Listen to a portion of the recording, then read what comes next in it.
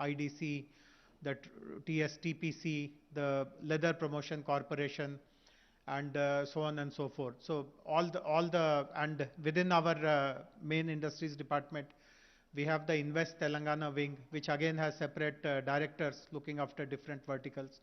I'm happy to share that all the components of the industries department have performed very well. Their performance, if you compare amongst the last 8 years, this has been a very productive and a very successful year, as I have been repeatedly mentioning, by all the wings. And we hope that this momentum will be built forward. And in the coming year also, the new financial year has already begun. In this year also, many of you would have seen, we have made a couple of international trips in this calendar year. We have been to the US a few months ago, and very recently to UK and Davos. Already the rich stream of investments have continued. I would like to personally convey my gratitude to Honorable Minister for his leadership of this department. As I said, I speak in lots of these national level seminars, conferences, participate in lots of national meetings, and everywhere people continue to praise us about the very strong sense of responsiveness that our government shows right from Honorable Minister. In fact, I don't know, some of you, if you read the Economic Times yesterday, there was a news item about international investments in the country, and they had mentioned that at least 500 CEOs of IT and industries and the builders community, they will all have Minister's personal mobile number with them. And if there is any requirement, Honorable Minister is just one text away, and he instantly responds to all their issues, all their requirements. So this is the reputation that we have built in the country. And while other states are also trying to match up, but we are miles ahead of everyone else when it comes to this proactiveness, responsiveness in being accessible to every member of the industry, whether it is a large investor, whether it is our homegrown investor, whether it is an MSME. We have equal regard and concern for everyone's well-being. So once again, my congratulations to all the stakeholders for making 2021-22 a very productive and useful year for the industries department. And I continue to seek your cooperation and support in the future as well. Warm welcome to all of you once again for this important occasion. Thank you very much. Thank you so much, sir, for the remarks. And now, ladies and gentlemen, we move into a segment where we'll have our industry representatives share valuable inputs with all of us here today.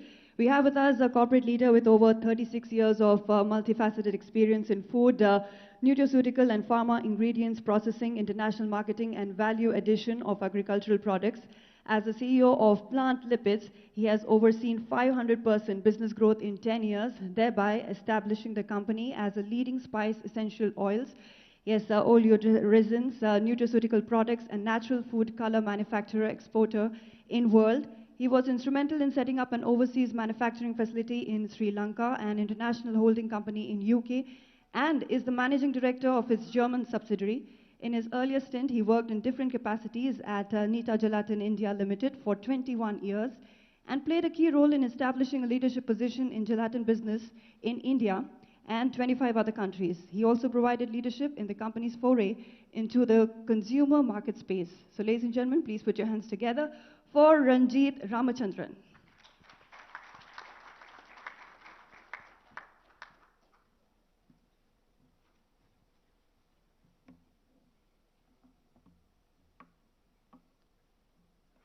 Honorable Minister Sri KTR Garu, other distinguished dignitaries on and off the dais, a very good morning to all of you. At the outset, let me thank Sri Jayesh Ranjan sir and Mr. Akhil Kumar for having given me an opportunity to address this august gathering. Our journey in Telangana started with in the year 2006 in the Kandukur village of Rangareddy district, where we started way back when our Kerala-based promoters decided to set up a chili extraction facility. When we were considering to substantially scale up our chili operations, I got the opportunity to meet the Honorable Minister KTR Garu in June 2018. Sir, you gave me and my company the confidence to set up the country's largest chili extraction plant in the state of Telangana. At the first meeting itself, he was good enough to introduce me to Jayesh sir, and it was an amazing experience thereafter, with timely interventions always to ensure that our project did not hit any roadblocks. Let me take this opportunity to take you through our wonderful experience in Telangana.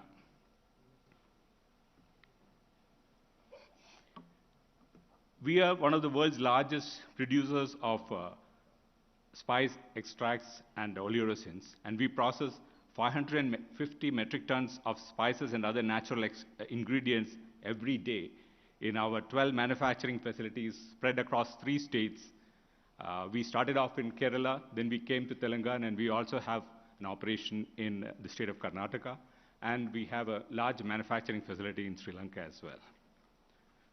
Our business covers 5 verticals, namely spice extracts, flavors and seasonings, nutraceuticals, fragrance ingredients, and natural food colors, all from natural origin. We are today one of the world's leading players in all these segments, exporting to more than 85 countries.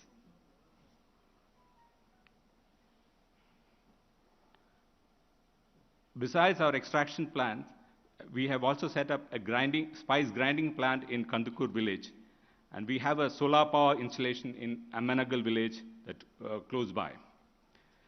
Chili being one of the key agri-products of Telangana, we have started farmer support programs starting from seed propagation to nurseries to farm-level projects, mostly in the districts of Khammam and Mahbubabad. Let me come to the new project which we set up in the district of Mahbubabad. Despite the pandemic, we could complete this project on schedule. The government facilitated the acquisition of land for the project in Mahbubabad district, and we could commission the plant in August 2020 with a total investment of 47 crores. In 2021, we completed the first phase of expansion of the plant with an additional investment of 15 crores, and we are planning the third phase of expansion very shortly. I would like to, the sense of self-satisfaction and pride is that besides setting up the manufacturing facility, we could do something to the society. We, in collaboration with the Society for Elimination of Rural Poverty, SERP, and Benishan, successfully completed a farmer-level direct purchase program during 21-22 chili season, a model of public-private partnership with the farmers of Telangana as the direct beneficiaries. In this program, we covered 70 villages spread across 6 mandals. We could procure 2,418 metric tons of chili with a value of 40 crores, giving a direct cumulative benefit of 1 crore to the farmers. I would like to end this presentation with a few pictures of the plant, the current state of our plant in Khammam, in Mahbubabad, and we are hoping to further expand on this. We are extremely happy and satisfied with the support given by the Telangana government in ensuring the successful commissioning of the new plant, and also for facilitating a unique farm-level procurement program under the aegis of the Society for Elimination of Rural Poverty.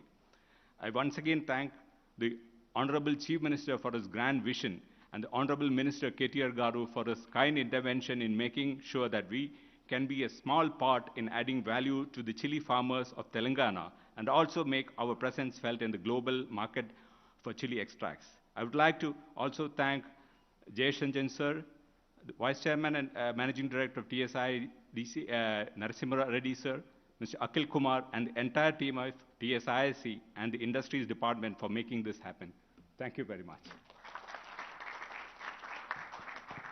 Thank you so much, sir, for sharing valuable inputs with all of us here today. And we move forward to our next industry representative, Mr. Mukesh Sablani. He is a logistics professional with 30+ years of experience in setting up and running container freight stations, inland container depots, and private freight terminals and rail logistics. The journey started with Concur way back in 1991 in Mumbai and has worked in different geographies all over India and is currently in Telangana. He heads the DP World Freight Terminal at Timapur. Over to you, Mr. Mahesh Adapa.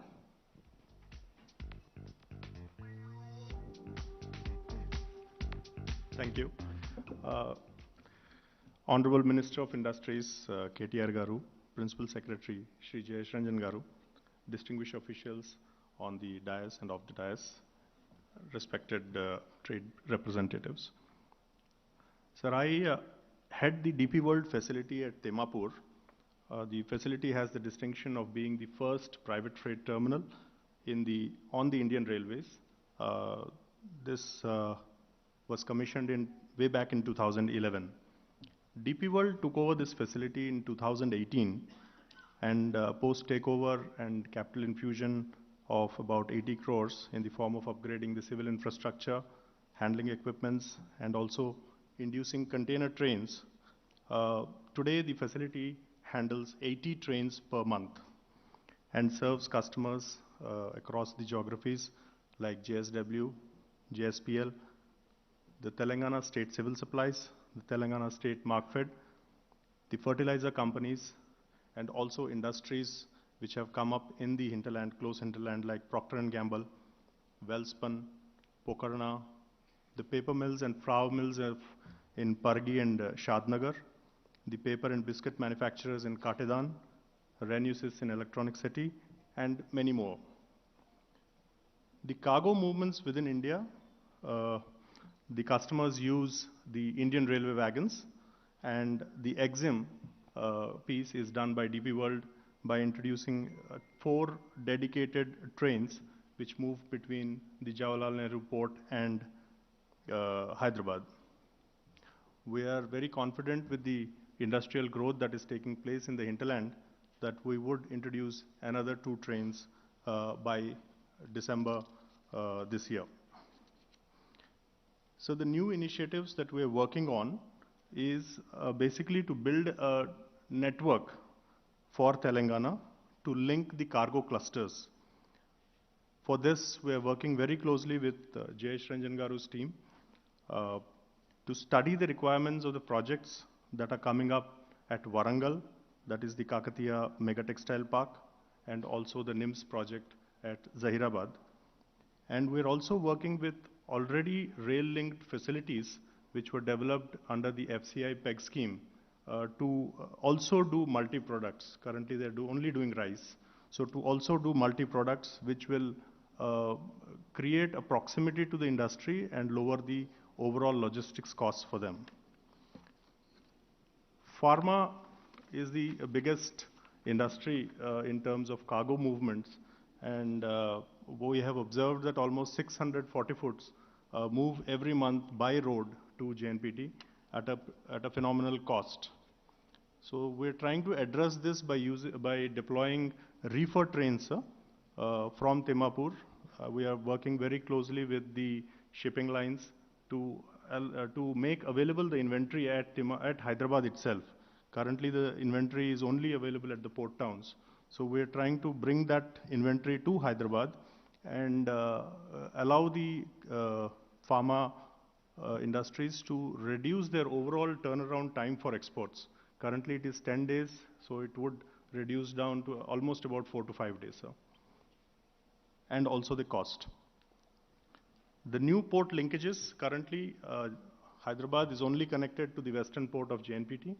So we are working with stakeholders at Chennai, Krishnapatnam, and Vizag to ensure that we have connectivity on the eastbound cargo also. So we have a lot of imports which are coming from China and Far East. They travel all the way to JNPT or Chennai and then move by road and also rail. So this is something that we feel will cut down on the overall transit and the costs for the imports which are coming from the eastern side, sir. We're also witnessing a spurt in growth in the catchment, immediate catchment.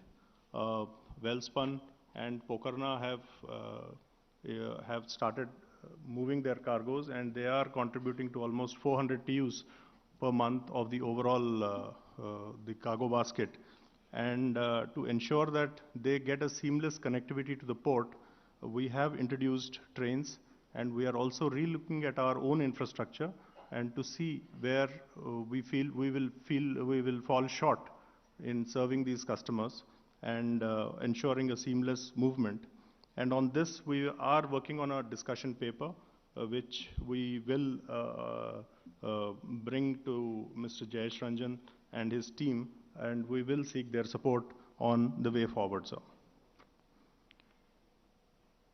I'm sure, sir, that today's annual report would list out achievements of the department in the last year, but as a stakeholder in the industry at the ground, I must congratulate the state under the leadership of the Honorable Minister and also Shri Jayesh Ranjan ji and his entire team for a visible growth momentum that we are witnessing, and we are committed to ensuring that this growth momentum is served with connectivity, sir. Here I would also like to specifically thank TSIIC for its support in upgradation of our connectivity roads, sir. So this was a very old issue which we had. We had approached the TSIIC. I'm sure it will not figure out in the annual report, so I'm specifically mentioning this, that this connectivity and support that has been received has today allowed us to increase and scale up our own network movements. And in turn, it will help the trade at large in scaling up the movements. I would also like to thank Jayesh Ranjan ji for opening up his good offices. I've only met him once in his office, but I have got the entire support, and I have traveled across Telangana to understand the cargo clusters, and also in trying to develop a plan which will help connect the cargo clusters to the ultimate consumption areas. Thank you so much, sir. Thank you for the opportunity. Thank you. Thank you. Thank you so much, Mr. Mahesh Adappa. And we move forward to our next industry representative, Mr. Masood Hussaini, Vice President and Head, Aerostructures and Aero Engines Program Management Office, Tata Aerospace and Defense. In his role, he is responsible for leading the Aerostructures and Aero Engines operations at Tata Aerospace and Defense and supporting the success of its various joint ventures, including the JVs with Sikorsky and Lockheed Martin and Boeing, to the Program Management Office. Prior to his current role, Masood was a part of Chairman Mr. Ratan Tata's office, initially as his direct executive support and subsequently as project and investment manager for the new business ventures for the Tata Group. Over to you, Mr. Masood Hussaini.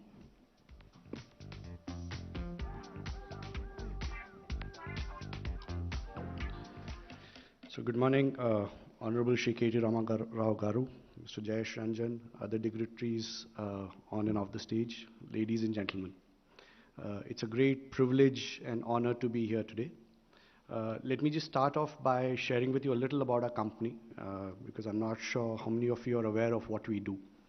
So let me just say that... And how much we do in Hyderabad. How much more we will do in Hyderabad.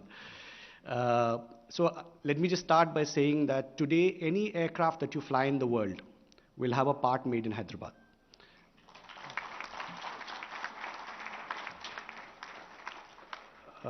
And this was not the case when we started off many years back. And I think it's important for us to understand why we are doing what we are doing. As a nation, I think there are many, many things that we do very well at. However, we also have the dubious distinction of being one of the largest importers of defense equipment and aerospace equipment. And self-sufficiency is an area that we don't really do well about.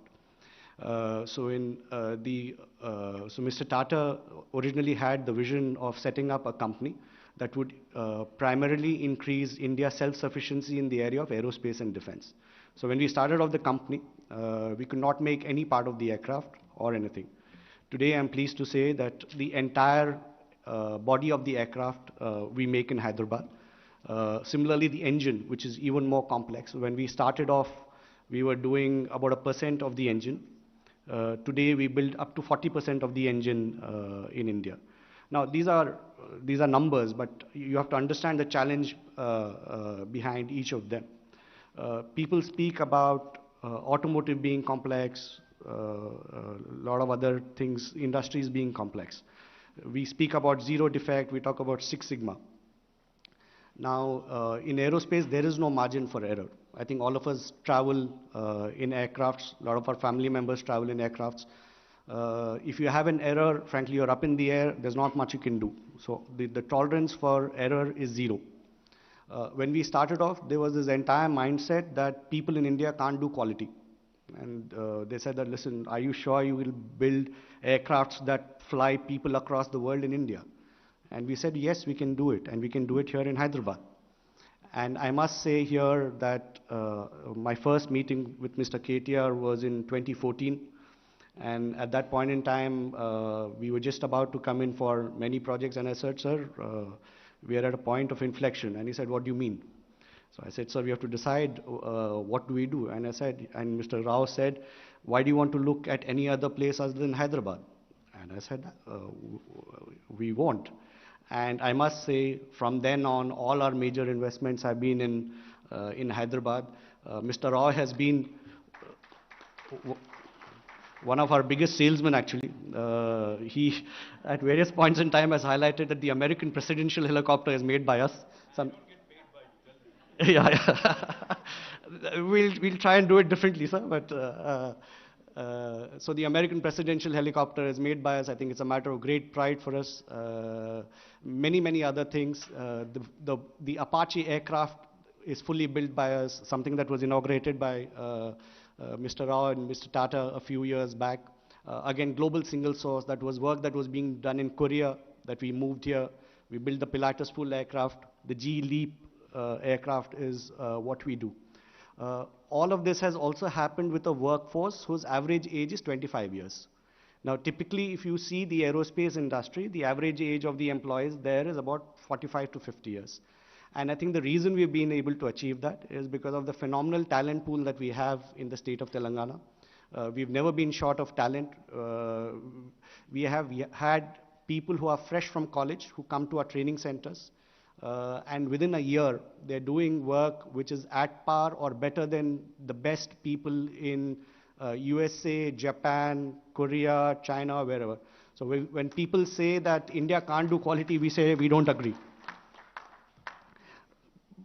But I must highlight here the contribution that Mr. K.T. Ramarao and Mr. Jayesh Ranjan have done for the growth of this industry. One of the biggest things was during the COVID, Mr. Jayesh Ranjan mentioned about it. We operate in a global supply chain. So if we stop supplies, the global supply chain stops. In a form, Boeing and Airbus can't deliver their aircrafts. So as Mr. Jayesh Ranjan mentioned, the first wave we didn't have much of an option. But in the second wave, we had not a single day stoppage. We didn't miss a single delivery. There was nothing that the government didn't do to make our job easier, and for that we will be ever grateful to you. It has ensured that more and more jobs have come into India. I must say, sir, I'm not sure you're aware, but we are probably one of the only suppliers in the world who did not miss a single delivery during the entire COVID, and that has been appreciated by all our customers, which has in turn meant that there is far greater business growth that is coming. The other thing, sir, is, as you know, for any industry, what matters is livability. At the end of the day, it's not just the physical infrastructure of the factory, but also the infrastructure of the city. And there, I think, in terms of quality of life, while Hyderabad has always topped all of the indices, it's a place that all of our expatriates, people who come from outside India, are very comfortable being. It's a safe city. The infrastructure is fantastic. It's growing more and more. More importantly, I think it's an initiative maybe even the government doesn't speak enough about, is Harita Aharam. I think the greening of the city that has happened over the last few years is amazing. And I think, as they say, the person who plants the tree will never see the outcome. And I think that is what will happen with the state of Telangana. We are truly delighted to be here in Telangana, and we strongly recommend it to anybody who comes here, that it's a great place to be. And I just want to end by once again thanking KTR Ramagaru and Mr. Jayesh Ranjan for all the support that they've provided. Thank you so much, sir.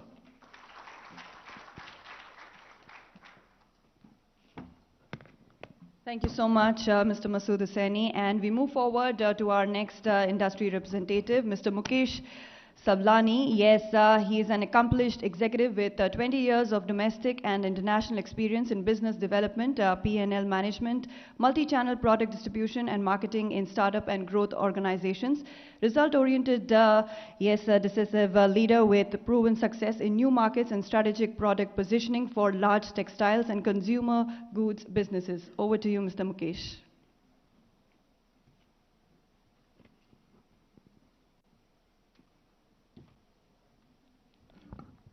Thank you, and good afternoon. Good afternoon to Honorable Minister K.T. Ramarao, Jayesh Ranjanji, Shri Balamalluji, Shri Narasimha Reddy ji. I still remember coming here in 2018, and this was right after we had invested quite a sum in Gujarat. And then a meeting happened between Shri K.T. Raoji and our chairman BKG. And it was decided we'll move from Gujarat to Telangana. And July 2018, we were here to look at the land. Narasimha Reddy ji and Jayesh Ranjan ji helped us through. In flat 2 months, we were allotted the land. Flat 9 months, we were able to construct a factory from a flat land to one of the Asia's largest flooring and carpet facility. It's a testimony to the state and the governance here with the policies like TTAP, policies like TSI Pass, 14-day approval windows. So we have been a big beneficiary of that, and I thank to the entire state ministry and the governance team here to be able to do what they've done in such a short period of time. I mean, Telangana is only a few years old as a state, and it's already doing wonders when we compare to other states in the country. We have been. It's a speed that we were surprised, and we were pleasantly surprised. While we were able to build a facility in 9 months on a land that had virtually no infrastructure, we were the first industry to come in that industrial park. 7 months, we got the electricity, dedicated line for electricity. 5 months, we got the dedicated water pipeline, and we didn't lose a single day when it comes to commencement of the production in the factory. So thanks for all the efforts, and we are more than confident we'll grow here, and we've done it. We've had additional 500 crores investments in advanced textiles, which also had a record-breaking commencement as a project, and is waiting for Shri K.T. Ramarao ji to come over and inaugurate the facility. This will be one of the most automated advanced textiles factory in the country, which will ship products not only in India but across the world. So thank you, sir. Thanks for the support that we have been given, and we feel very welcome not only by the ministry, by the machinery here, but very welcome by the people of Hyderabad and people of Telangana. Thank you.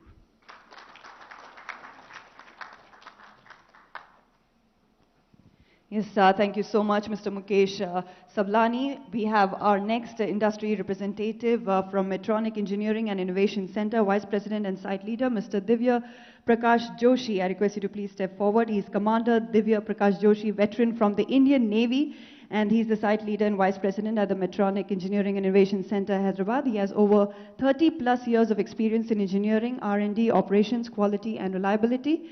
He has been instrumental in setting up and expanding capabilities of the India Innovation Center since its inception in June of 2011. Over to you, sir.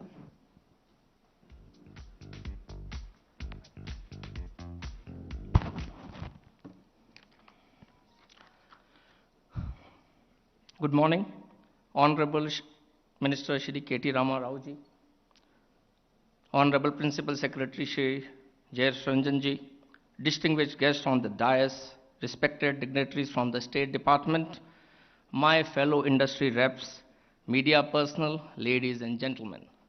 It is an honor to be part of this August gathering and event, and thank you for the opportunity given to Medtronic to share my views here today.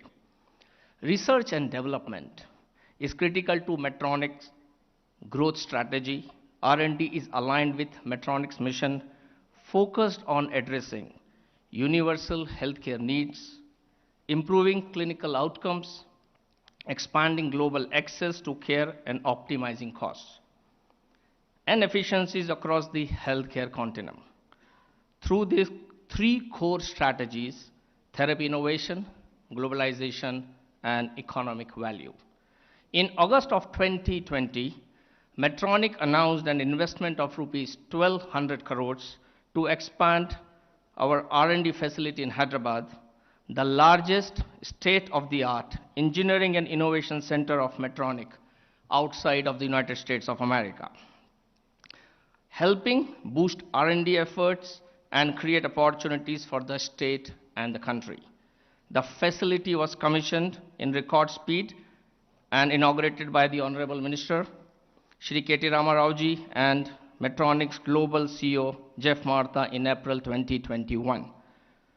From our humble beginnings today as I speak, we are now a team of more than 700 plus engineers and growing, working towards accelerating R&D, globalization, innovation in healthcare technology to create unsurpassed value for Medtronic, with the strategic intent to become the software technology center for medical devices, for software and engineering solutions, and supporting all businesses of Medtronic globally. Accordingly, we are enhancing our lab infrastructure and office space, and will be completing the same in few weeks. The team carries out critical operations on both new product development and sustenance engineering across high-end data engineering, mobile applications, product security, etc. MEIC, the Medtronic Engineering and Innovation Center as it is called, gives Medtronic an opportunity to tap talent in India and in the state of Telangana, and design in India for India and the world is the motto that we are working on. It is a true symbol of Medtronic's commitment to growth locally in India and globally. This wouldn't have been possible without the amazing support and collaboration during the whole expansion, planning and execution by the government of Telangana under the great leadership and guidance of Shri KT Ramarao and his team of Shri Jayesh Ranjanji, Shri Shakti Nagappan, Shri Amarnath Reddy and other office bearers. I don't want to, I'm not taking all the names, but everywhere we went, we got the support in terms of how do we grow and enhance our partnership in Hyderabad.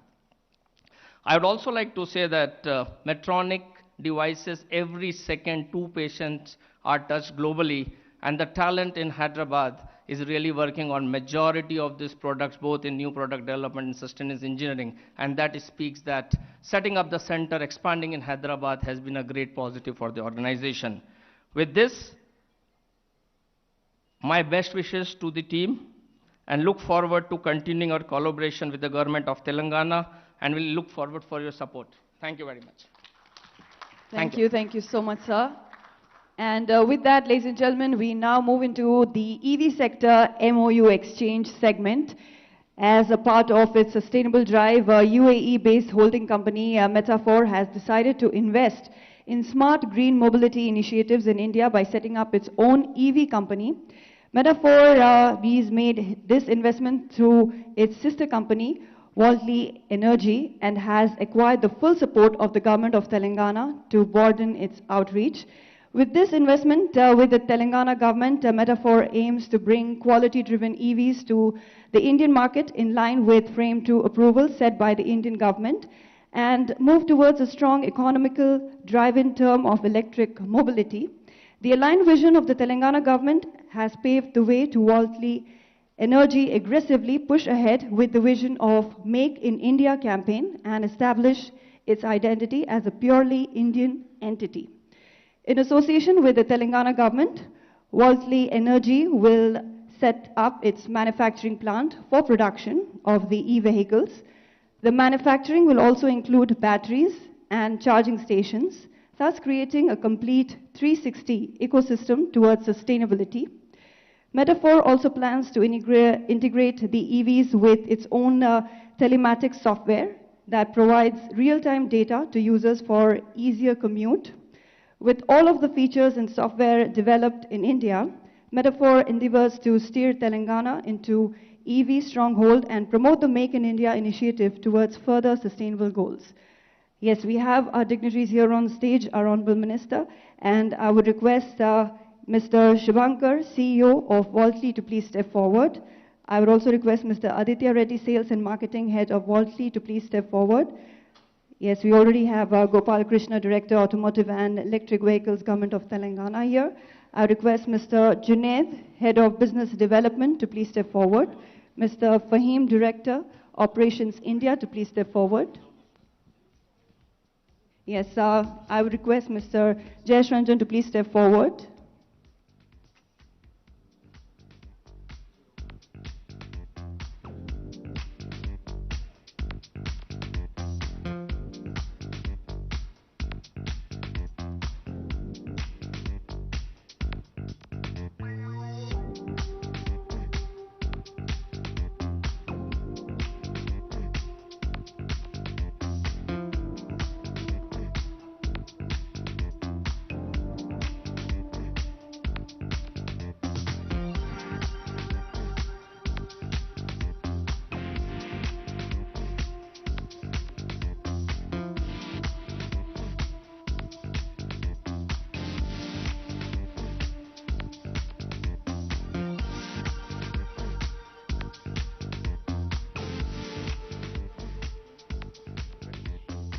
Yes, we have the food processing sector up next. I request Mr. Akhil Gawar, Director, Food Processing, onto the stage for the MOU signing.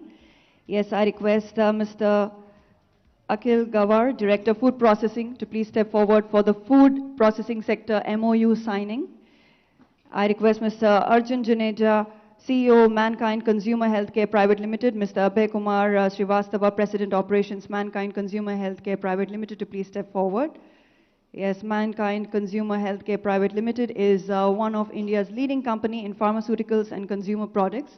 Mankind also has a flourishing pet care business, for which Mankind has chosen Telangana to set up their manufacturing facility. Mankind will invest rupees 159 crores to establish a world-class pet food manufacturing plant. This plant will augment the agri-food ecosystem of the state, as it will utilize agricultural cereals such as rice and maize.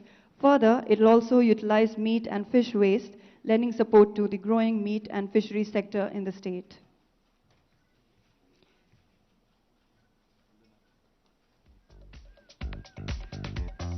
I now request Mr. Om Prakash Gunekar, Director, 3F Industries Limited, to please step forward. Yes, 3F Industries is one of the leading names in the food fat industry. They produce bakery fats, fats for frozen desserts, fatty acids, specialty fats, amongst a long list of products in this segment. Their products are used by a host of well-known food processing and personal care product industries. 3F Industries is also a leader in palm plantations in India. 3F Industries will be investing rupees 123 crores to establish a high-end unit for manufacturing export quality chocolates and bakery products near Hyderabad in the Banda Timmapur food processing industrial area. This project will further enhance the ecosystem in the state for the world-class bakery and confectionery industry. I would now request Mr. Rajendra Agarwal, Director, and Mr. Ankit Agarwal, President, Ravi Foods Private Limited, to please step forward. Ravi Foods Private Limited is one of India's leading company in manufacturing of bakery and confectionery items. Ravi Foods Private Limited is also having an overseas presence in more than 120 countries for 30 plus years, It has been a dominant player in the baked items and confectionery industry with products ranging from biscuits, cookies, wafers to chocolates, candies, confectionery. As a testament to the faith in Telangana growth story, Ravi Foods will be further augmenting their manufacturing presence in the state with a fresh investment of rupees 150 crores, 15 crores at Kothur near Hyderabad.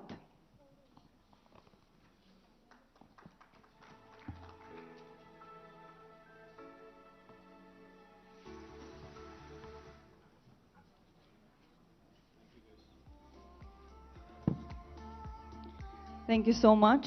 And I request our dignitaries to please be seated. Yes, we have our industry associations representatives who will be sharing their valuable inputs about their industry with us here today. So I request Mr. C. Shekhar Reddy to please step forward. He's a civil engineer with 3 decades of his journey in real estate and most of all in policy making for the sector at both state and national level. With having a vision of a better infrastructural environment for the country, has worked towards sector reforms, environmental and customer issues, and social responsibility initiatives to bring about a change and accomplish this vision of a better India. He's been instrumental in raising the reputation and strengthening the stature of builders fraternity in Andhra Pradesh, Telangana, and India. And he's been instrumental in the formation of Confederation of Real Estate Developers Association of India and has served as the founder, vice president for 14 years before becoming the national president. So over to you, Mr. C. Shekhar Reddy. Thank you, Madam. Sri KTR Ramarao Garu, Honorable Minister for IT and Communications, Industries and Commerce and Municipal Administration, Government of Telangana. Sri J. Ranjan Garu, IAS, Principal Secretary, Industries and Commerce, IT and Communications, Government of Telangana. Sri D. Krishna Bhaskar Garu, IAS, Commissioner, Department of Industries and Commerce, Government of Telangana. Sri E.V. Narasimha Reddy Garu, Vice Chairman and MD, TSIIC. And all the dignitaries on the dais, off the dais, and friends from media, good morning to you all. On behalf of the CAA, on my personal behalf, I sincerely thank Industry Department for this opportunity to be part of this event of celebrations, I can say. These are celebrations we are doing here of the performance, industry performance for the last year. It is heartening to see the department is releasing the annual report year on year.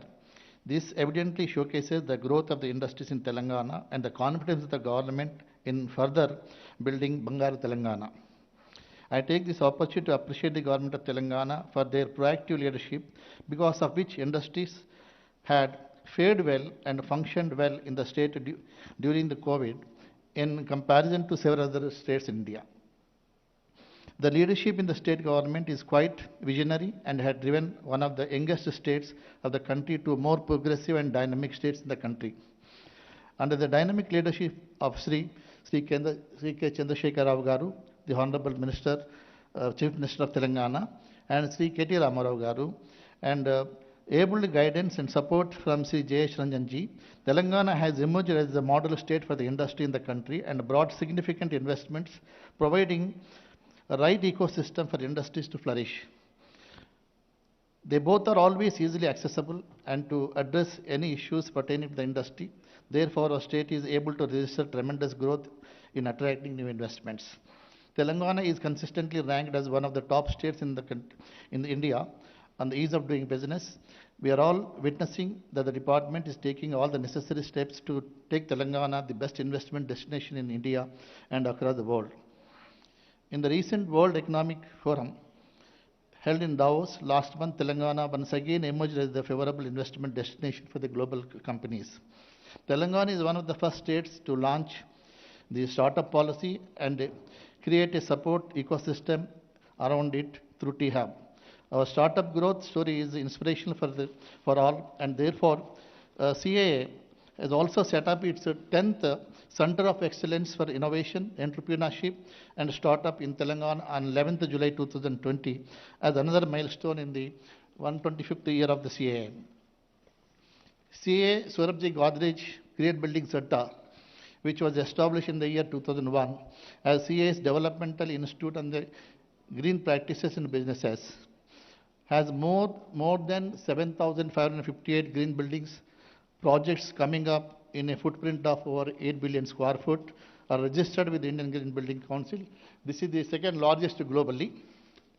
And we feel proud to mention that two of our Center of Excellences of CAA among 10 Centers of Excellences are located in Hyderabad. CA is committed to be partner in the growth story of Bangaru, Telangana, and we are willing to extend our full support in the process of achieving growth through competitiveness, entrepreneurship, sustainability, and inclusiveness. And earlier speakers, I think the representative of Tata, I said KTR has become our salesperson. Why only Tata? For all sectors, KTR has become the biggest force for now marketing. No, it's a fact. Every day in and day out we can see the way he's pushing us. And all the other speakers also who have started their industries in a short span of time also appreciate the state government. And this is a celebration. I think it's a unique occasion, I can say. Nowhere in the country, no other state is coming out with such annual report and also calling the stakeholders and having this type of celebration is, I think, sir, it's a unique show, sir. It gives a lot of confidence among the entrepreneurs, and associations also feel they are part and parcel of the government. And since they're all doing, not to say exceptionally, they're doing extremely well as ease of doing of business is concerned, policies are concerned, and exclusively we have seen on minute-to-minute basis, hourly basis during the COVID period, they've attended all our grievances. Whatever the grievances are there, that is the reason that nothing was stopped. You know, everything, the main essential items were producing on daily basis, and they have done everything possible for the growth of the state. So I request on behalf of my friends here, let us give a standing ovation to KTR Garu, Jayesh Ranjan Garu's team. Kindly stand up and give a standing ovation. Yes, a standing ovation to our Honorable Minister, KTR Garu. Thank you, sir. Thank you very much. Thank you for this opportunity. Thank you so much, Mr. Shekhar Reddy. Yes, moving forward, we have with us Chairman, FICCI Telangana, Mr. Murali Krishna Reddy Adala. Yes, he has over 30 years experience in construction industry, 25 years in property development, and 30 years in the hospitality industry. He is the proud recipient of the coveted CNBC TV 18 Emerging India Award 2007 from the Honorable Prime Minister of India, Dr. Manmohan Singh, for excellence in hospitality sector. Mr. Murali K. Reddy is presently the chairman of MAC Group of companies spanning real estate development, construction, and hospitality sectors. The group company MAC Projects Private Limited has won TV5 Business Leader Award for Best Greenery and Landscaping for their world-class gated and guarded community project BTR. Over to you, Mr. Murali Krishna Reddy.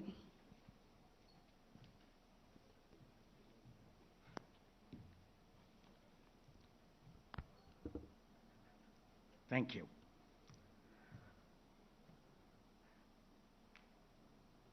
Honorable Minister Sri KTR, Principal Secretary Sri Jayesh Ranjan, senior officers of the Industry Department, industry leaders, industry representatives, ladies and gentlemen. Today is a beautiful day. We're celebrating 1 year of achievement of our industry and the industry department. Nowhere else in this country you will see this kind of cooperation and coordination. As the chairman of Ftcci, I know how responsive the industry secretary and the minister are to the needs of industry and the problems of the industry. As Shekhar has just now said, today is a celebration day. We'll put off criticism for another day. Today is to praise each one of us, particularly we need to, though,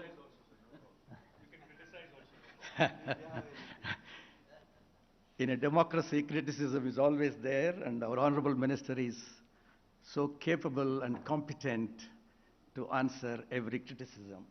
And we are proud of you, sir. The vision and the pragmatism of our Honorable Chief Minister is the reason for the industrial and other growth of our state, including the per capita income.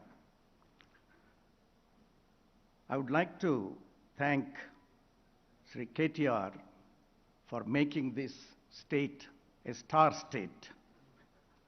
Telangana today is a star state, and both in the international arena and on the national stage. Sri KTR, our industry minister, is literally the ambassador of the state and built so much value for our state. He has aptly called this state startup state on the national TV, and the whole world caught up that word. A startup state is a state with vision, the dynamism, optimism, and willing to take the risks, willing to solve the problems, and look for the future with a lot of optimism. That's what he meant when he said startup state.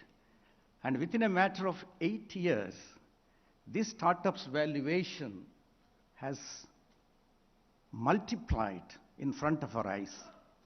And for this, the vision of our Honorable Chief Minister and the leadership of our Minister, Sri KTR, are solely responsible.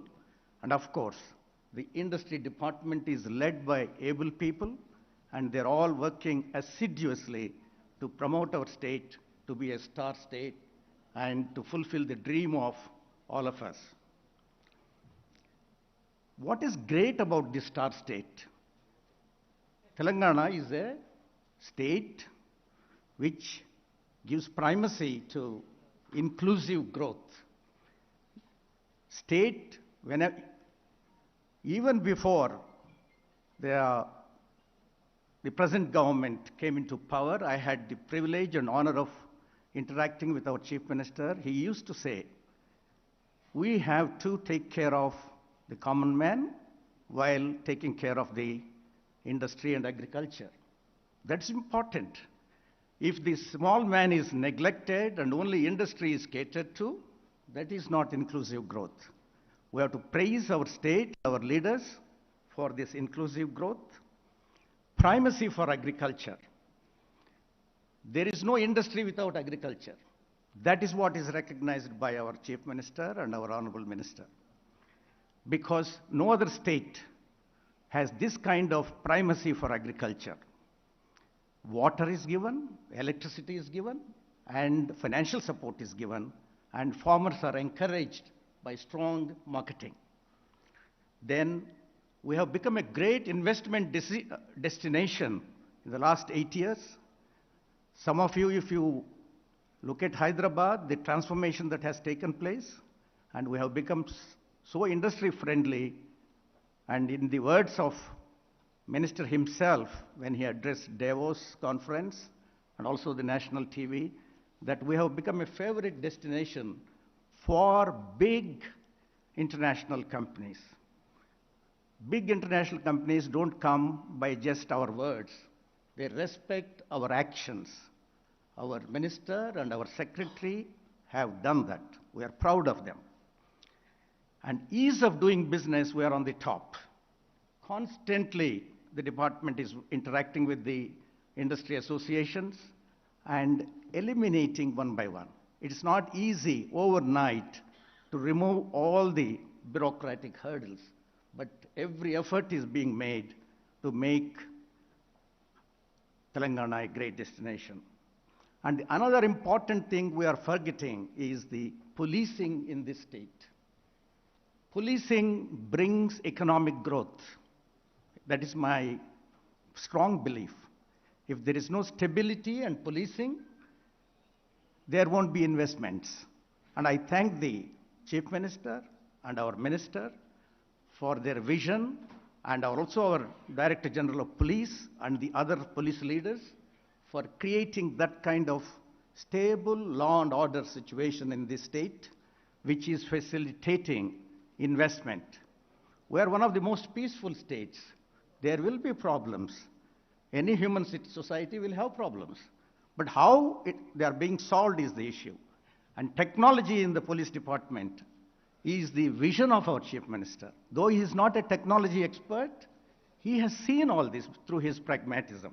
And his right hand, our KTR, has been working. Though he is minister for this, he is also contributing to all these things. And focus on infrastructure. Our industry minister, being urban development minister, has been monitoring every infrastructure project. Because I'm in the construction industry, I know he makes calls to the contractors directly and follows up with them, persuades them, saying that you must complete in the interest of the state. If you have payment problems, I'll solve it. Which minister will do that? He is doing it. I praise him for that. Then one more thing is, there is optimism all round in Telangana. We are optimistic in the real estate. We are optimistic in the hospitality industry. We are optimistic in the pharma sector. We are optimistic in most of the sectors. And people are optimistic. That's a good sign. People are not depressed here. People are very forward-looking and willing to invest, willing to get a job, willing to live here. It is one of the cheapest cities in the world. And in this context, I would also like to say that it is I'm not saying everything is hunky-dory in our Hyderabad or Warangal or Karimnagar, but great efforts have been made. And the Haritaharam greenery is doing wonders for our beauty of our city. There's a lot more to be done. It is all work in progress. We all know, being industrialists, nothing gets done overnight. We must also give that time to government and support the government in all the efforts of the government by just acknowledging and praising them and being with them, not all the time running down the government.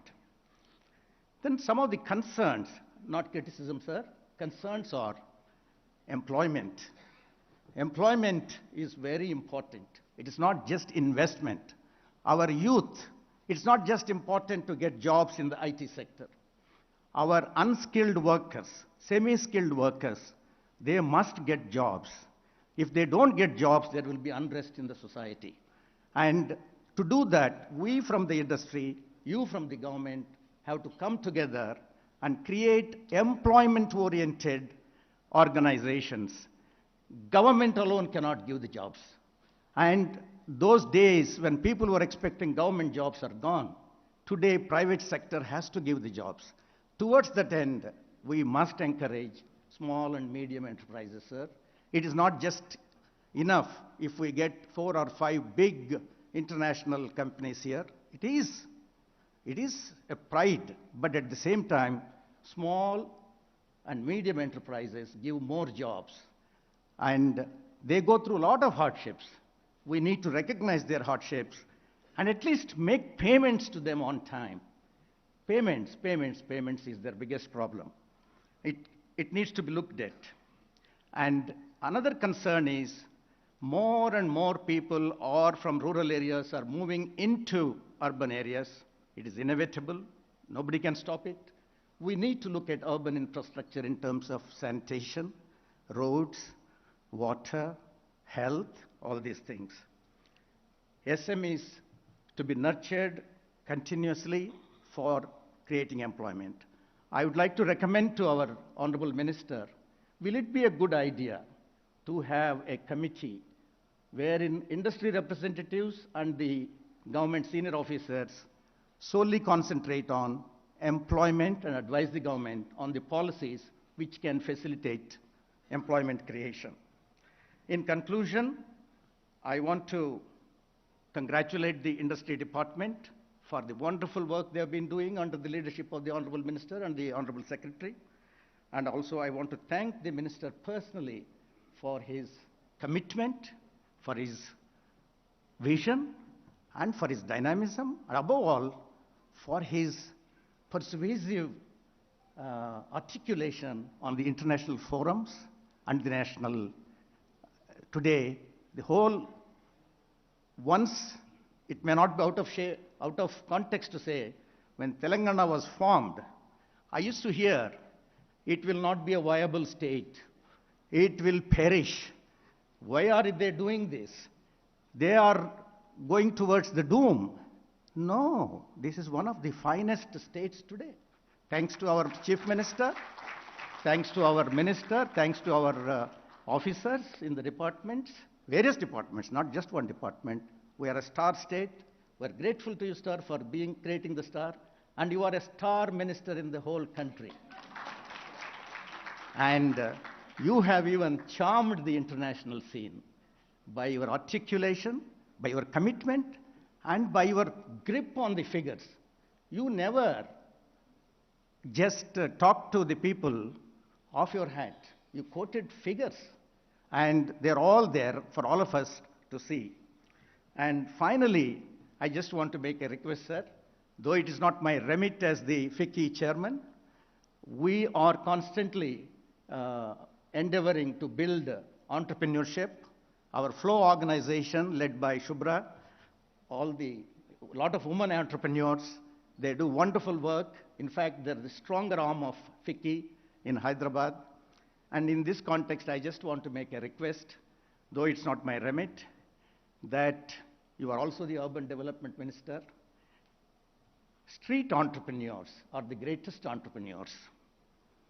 They are inventory managers. They are the most persuasive sellers. They also handle police very effectively when they come to kick them out. And they borrow at 36%, but still repay by evening, not like big industrialists running away from the banks. And a lot of them are women. They are working hard.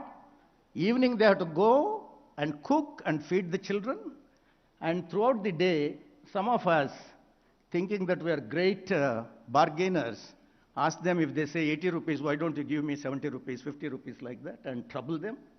Still, they don't lose their patience. They're great entrepreneurs. Urban planning in the Indian context should be such that they are also given space while planning the roads. We are only talking about cars, traffic, 100 feet roads, 200 feet roads, fine, they're all good, they're all required. Can we also create some space for them away from the footpath? I have seen this in Bangalore in one of the streets. I'm not saying do it on the road number 1 or main street, side streets. Create small space for them so that they are not harassed by the police. Normally, of course, police is not harassing nowadays. They are cooperating with them. But still, it is in the interest of building entrepreneurship. What is the strength of India? India's greatest strength is entrepreneurship, sir. And that is what keeps us going. It is not government jobs, it is the entrepreneurs. These entrepreneurs must be encouraged. Microfinance must be arranged for them. Government must also look at these people, because when we look at that, we are going to work for the welfare of small families. And that is the vision of this government. I know that when I interact with you and interact with the Honorable Chief Minister, always you are concerned about the small man and small woman. So please do that, sir.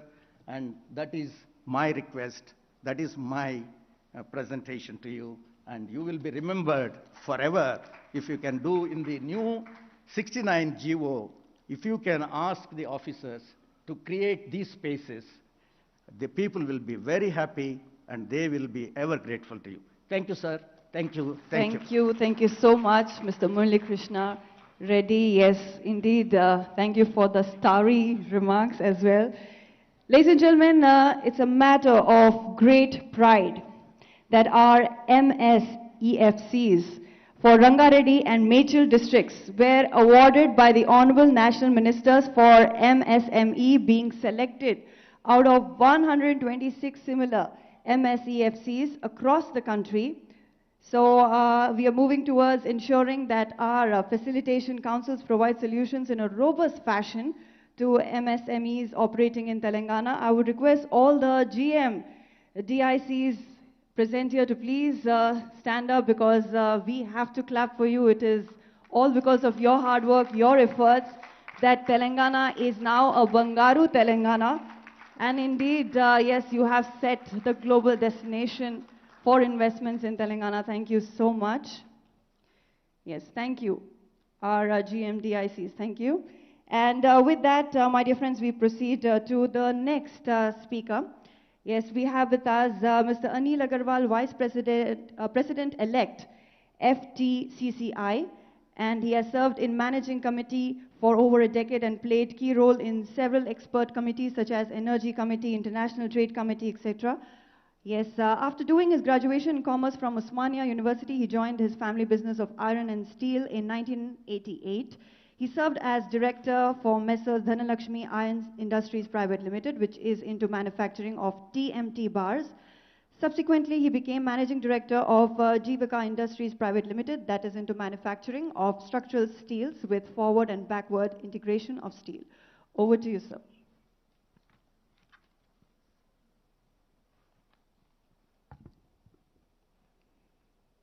Thank you. Sri KT Ramarao-ji, Honorable Minister, Industries. Sri Jayesh Ranjan-ji, Principal Secretary, Industries and Commerce.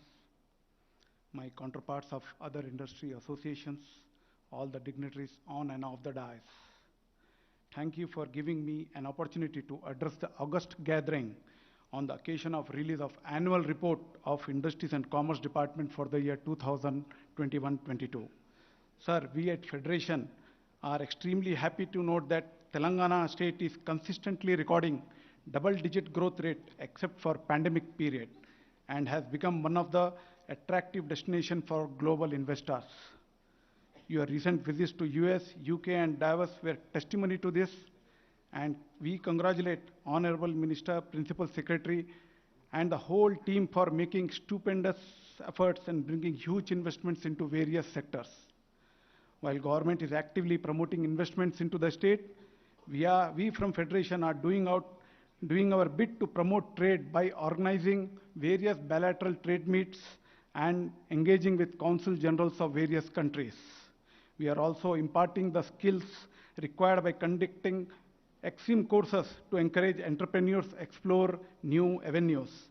Sir, when I'm asked to address here, I was curious to see district-wise domestic product contribution to GSDP.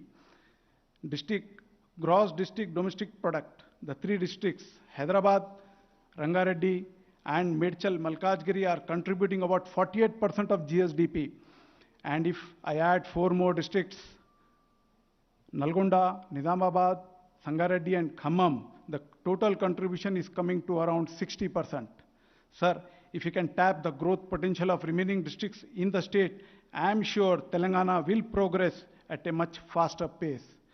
We at Federation are also making efforts to align with district level chambers and conduct activities to understand the needs and facilities required and bring it to the notice of the government. I am happy to inform that we recently had interactions with Khammam and Nizamabad district chambers and organizing few entrepreneurship development programs and skill programs.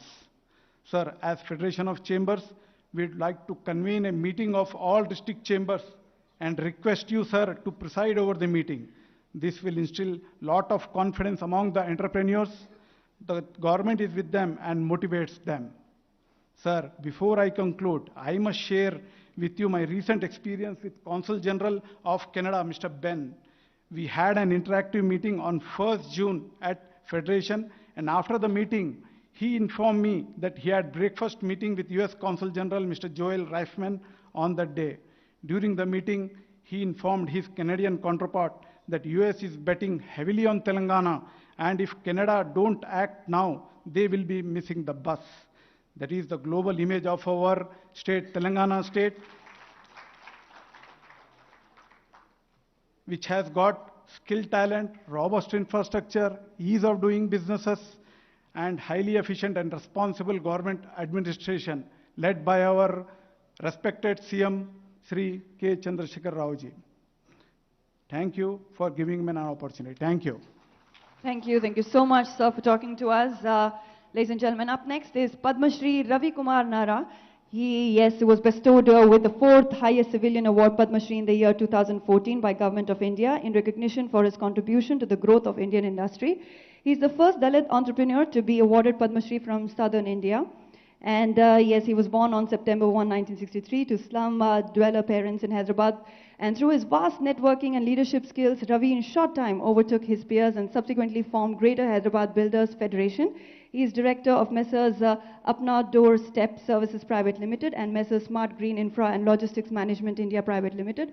Also managing partner in Messrs. Aditya Communications. Mr. Ravi is spearheading his group of companies providing direct employment to 500 individuals. Making a way ahead, Mr. Ravi also took part of social activism, and Mr. Ravi is a member of the National Task Force on Affirmative Action Committee of Confederation of Indian Industry, and he is National President, DICCI, that is Dalit Indian Chamber of Commerce and Industry. Mr. Ravi, in association with CII, organized vendor development meets, imparted skill enhancement and professional trainings to enhance professional competencies among the existing SC, STs entrepreneurs, and also conducted entrepreneurship development programs for aspiring entrepreneurs. Over to you, sir. Thank you, madam. Respected Chief Guest of the occasion, Honorable Minister for Municipal Administration and IT, Sri KT Ramarao Garu, Sri Rajamallu Garu, Jayesh Ranjan Garu, Bhaskar Garu, Narsimareddy Garu, and my fellow association leaders, and my dear friends. I represent an organization called DICCI, that is Dalit Indian Chamber of Commerce and Industry. We have established in the year 2005, and our founder chairman is Mr. Milind Kamble, hails from Pune. And we could able to spread across the country. Now we have a chapters throughout the country. Around 32 chapters we are running, and we have a member strength of 10,000. It's a great occasion for us to interact in this occasion of submitting the annual report. So, because of the efforts of Honorable Minister KT Ramarao ji, the image of the Telangana industrialist across the country and the world has increased. So he has built a very great brand for all our business people, for all our industrialists. Because being a national president, I keep moving across the country, and I will be meeting many people, many ministers and all. So whenever we say I am coming from Telangana, then they are very curious about knowing what is happening in Telangana. So how Mr. KTR is doing, how KCR is doing, like that lot of inquiries, they keep my problem aside and they spend more time in knowing what is happening in Telangana. So that is the kind of the brand image created by the team led by Honorable Minister. Another thing, if we can see, before formation of Telangana, the SME sector was suffering with a lot of problems, especially in the power sector. So there are occasions where we have done dharnas in Indira Park with the entrepreneurs. So those days, if the power is there, there is a news. Now, now the power goes, it's a news. That is the difference this state has achieved so far. Because that is without power, no industry can survive. So that is the biggest achievement the government has done. And with that, the confidence levels. Because when we get the orders from various places, and if we are unable to supply on time, again our business will affect. So now the image is such for our state that yes, any entrepreneur who hails from Telangana can deliver the goods as per the schedule. So like that, the many things are there, and the work of the association also reduced because of your efforts. Earlier, as an association, for a small problems, we used to go to minister, secretary many times. But now our time is not being wasted in convincing the ministry and the secretariat, because thanks to Secretary Jayesh Ranjan ji also, because we have lots, if we have 100 issues, out of that most of the 90 issues have been solved without any this thing.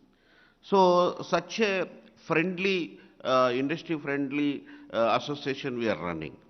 And also, another important issue is, Honorable Minister, we see, I don't know what is the quality you have, the God gift, sir.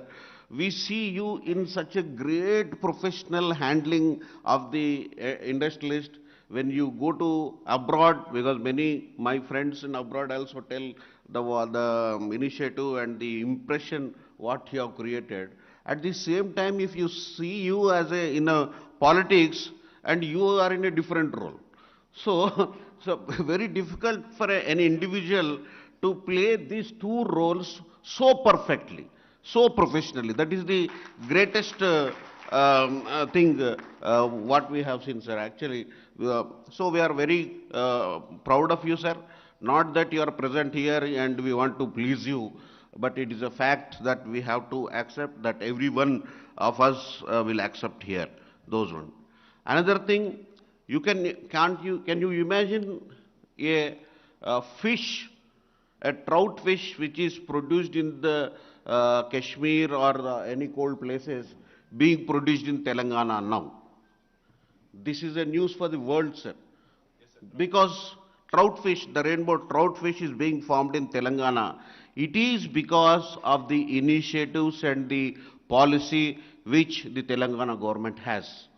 Because in many places, when we wanted to start that industry and we were interacting, because the power is the main issue for that. Suppose if the power is not there, and if the power is a 24/7, the power will be used, and the production cost will increase. But thanks to the government of Telangana, which has given a special concession for fish farmers on par with the regular, not on par with the regular tariff, that a concessional tariff at 5 rupees 25 paisa per unit was given, through which the project has become the viable, and now we are in the world map. Telangana is in the world map of producing the rainbow trout fishes in the world.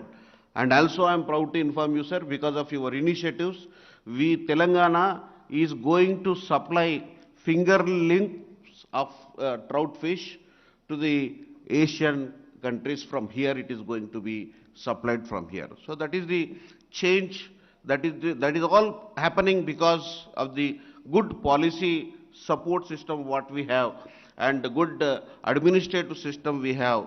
So for these reasons we are able to survive and we are able to grow, not only individually, as a collectively, and the brand image of the Telangana is improving, and it has got multiple indirect impacts of creation of the employment, contribution to the GDP, so many things. So I am sure, sir, for another 3-4 years, the Telangana nobody can beat in any sphere. That is the standards you have, that is the foundation you have led, and I congratulate the officers for taking forward your vision and producing the results.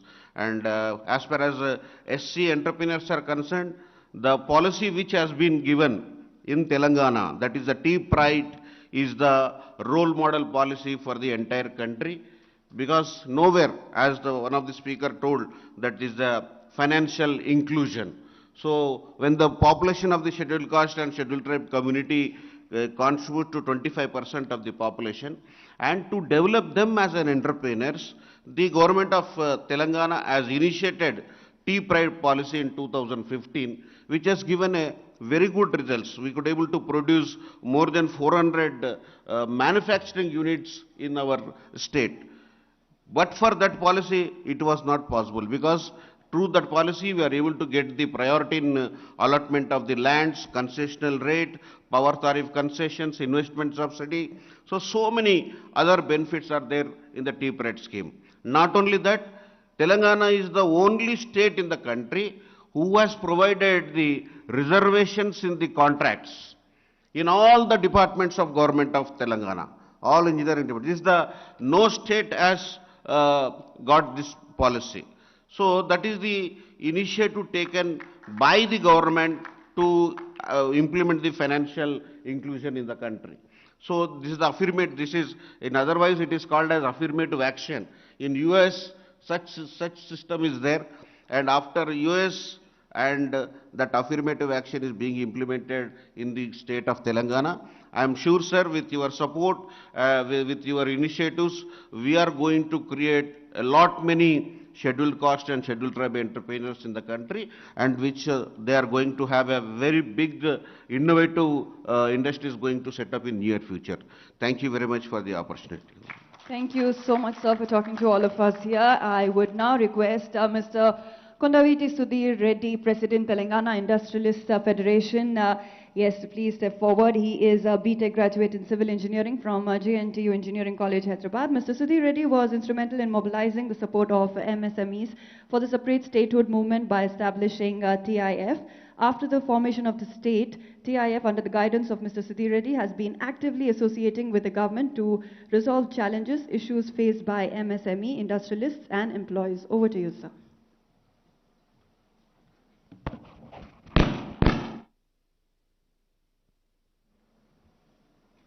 ఈరోజు తెలంగాణ పారిశ్రామిక ప్రగతి నివేదికను సమర్పించడానికి ఏర్పాటు చేసినటువంటి ఈ మీటింగ్కు ముఖ్య అతిథిగా విచ్చేసినటువంటి Shri KT Ramarao గారు, honourable minister for industries and IT, అట్లాగే మా చైర్మన్ గారు శ్రీ గ్యాదరి బాలమల్లు గారు, చైర్మన్ టీఎస్ఐఏసి, అమరవాది లక్ష్మీనారాయణ గారు, టీఎస్ఐడిసి చైర్మన్, మరియు principal secretary industries Jayesh Ranjan గారు, అట్లాగే శేఖర్ రెడ్డి గారు, ఇండస్ట్రీస్ అసోసియేషన్ నుంచి వచ్చినటువంటి ముఖ్య నాయకులు శేఖర్ రెడ్డి గారు, మురళీకృష్ణారెడ్డి గారు, అనిల్ గారు, అట్లాగే డిక్కీ రవికుమార్ గారు, మరియు TSIIC MD and vice chairman Shri Venkata Narasimha Reddy గారు, మరియు వేదిక నుంచి కింద ఉన్నటువంటి మా పారిశ్రామికవేత్తలు, కో ఇండస్ట్రియల్ అసోసియేషన్స్ యొక్క నాయకులు, వివిధ ప్రాంతాల నుంచి వచ్చినటువంటి పారిశ్రామికవేత్తలందరికీ కూడా అభినందనలు తెలియజేస్తున్నాను. ఈ సందర్భంగా ముఖ్యంగా ఈరోజు ఈ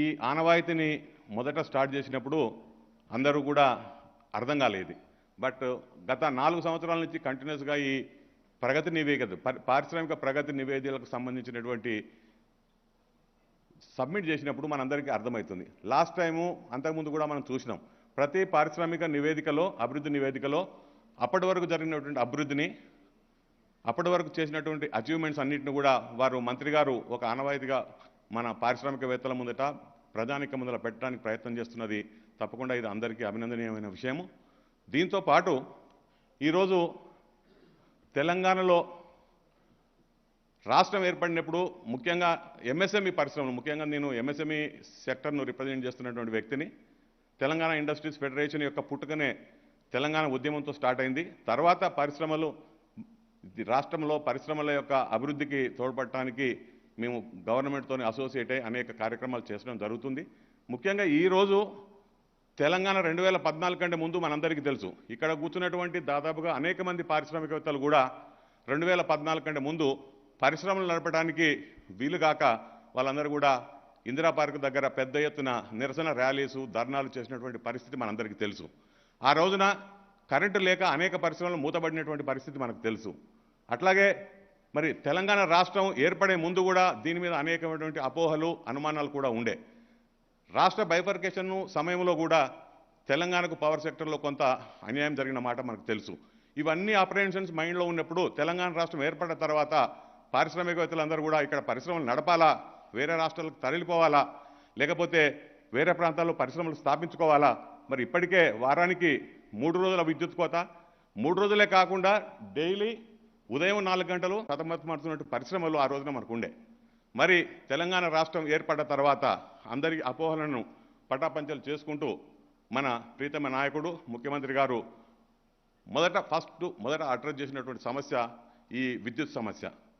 పరిశ్రమలు తరలిపోకుండా ఉండాలంటే, ఈ రాష్ట్రము అభివృద్ధి సాధించాలంటే అన్నిటికంటే ముఖ్యమైనది విద్యుత్ కోతని, విద్యుత్తు సరఫరా చేయడం అనేది వారు గ్రహించి వెంటనే 6 నెలల లోపునే ఈ విద్యుత్ కోతను వారు పక్కకు పెట్టి మరి నిరంతరాయ విద్యుత్తు, క్వాలిటీ విద్యుత్తు ఈ రాష్ట్రంలో ఉన్న అన్ని పరిశ్రమలకు అందజేస్తున్నటువంటి ఘనత తెలంగాణ రాష్ట్ర ప్రభుత్వాన్ని.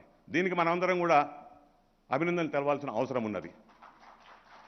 మరి తెలంగాణ రాష్ట్రం ఏర్పడ్డ తర్వాత ఒక సెక్టర్ అని కాదు, అన్ని సెక్టర్లలో కూడా దూసుకుపోతుంది. ఈరోజు దేశవ్యాప్తంగా ఉన్న ప్రతి రాష్ట్రం కూడా తెలంగాణ వైపు చూస్తున్న విషయం మనకు తెలుసు. అన్ని అభివృద్ధి సూచికలు, డెవలప్మెంట్ ఇండెక్సెస్ అన్ని కూడా తెలంగాణ ముందుకు పోతున్న విషయం మనకు కనబడుతుంది. వీటన్నిటికంటే ముఖ్యంగా ఈరోజు అనేక మంది ప్రముఖ పారిశ్రామికవేత్తలు ఇక్కడ మనం మాట్లాడటం చూసినాం. వారు మాట్లాడినవన్నీ చూస్తే మన రాష్ట్రంకు అవన్నీ టెస్టిమోనియల్స్గా మన కేటీఆర్ గారి యొక్క విజన్కు, కేసీఆర్ గారి యొక్క విజన్కు ఆనవాయితీ కనబడతాయి మనకు అన్నీ కూడా రిఫ్లెక్షన్స్.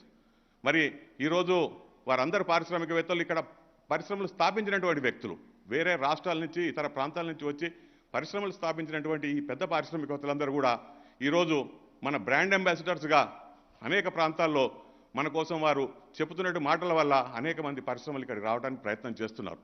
నిన్నగాక మన దావోస్ పోయారు మన మినిస్టర్ గారు. అదే కాకుండా ఈ రాష్ట్రంలో ఉన్నటువంటి అనేక మంది పారిశ్రామికవేత్తలు ఇప్పటికే మనం ఈరోజు ఎంఓయూస్ చేసుకున్నాం. సో ఈ బ్రాండ్ అంబాసిడర్స్ అందరూ కూడా వారు ఇచ్చినటువంటి టెస్టిమోనియల్స్, వాళ్ళ యొక్క పొగడ్తలు, వాళ్ళ యొక్క ఫీడ్బ్యాక్ మనందరికీ కూడా ఈరోజు ఇక్కడ వినిపించారు. ఇదే కాకుండా మరి యాజ్ ఏ ఎంఎస్ఎంఈ సెక్టర్గా మనందరం ఇక్కడ ఉన్న వాళ్ళందరం కూడా చాలామంది మరి ఒక పెద్ద పరిశ్రమలు స్థాపించటనే మనకు అభివృద్ధి కనపడదు. ఎందుకంటే ఈరోజు ఎంఎస్ఎంఈ రంగము దేశంలో అత్యధిక ఉపాధి కల్పిస్తున్నటువంటి రంగం.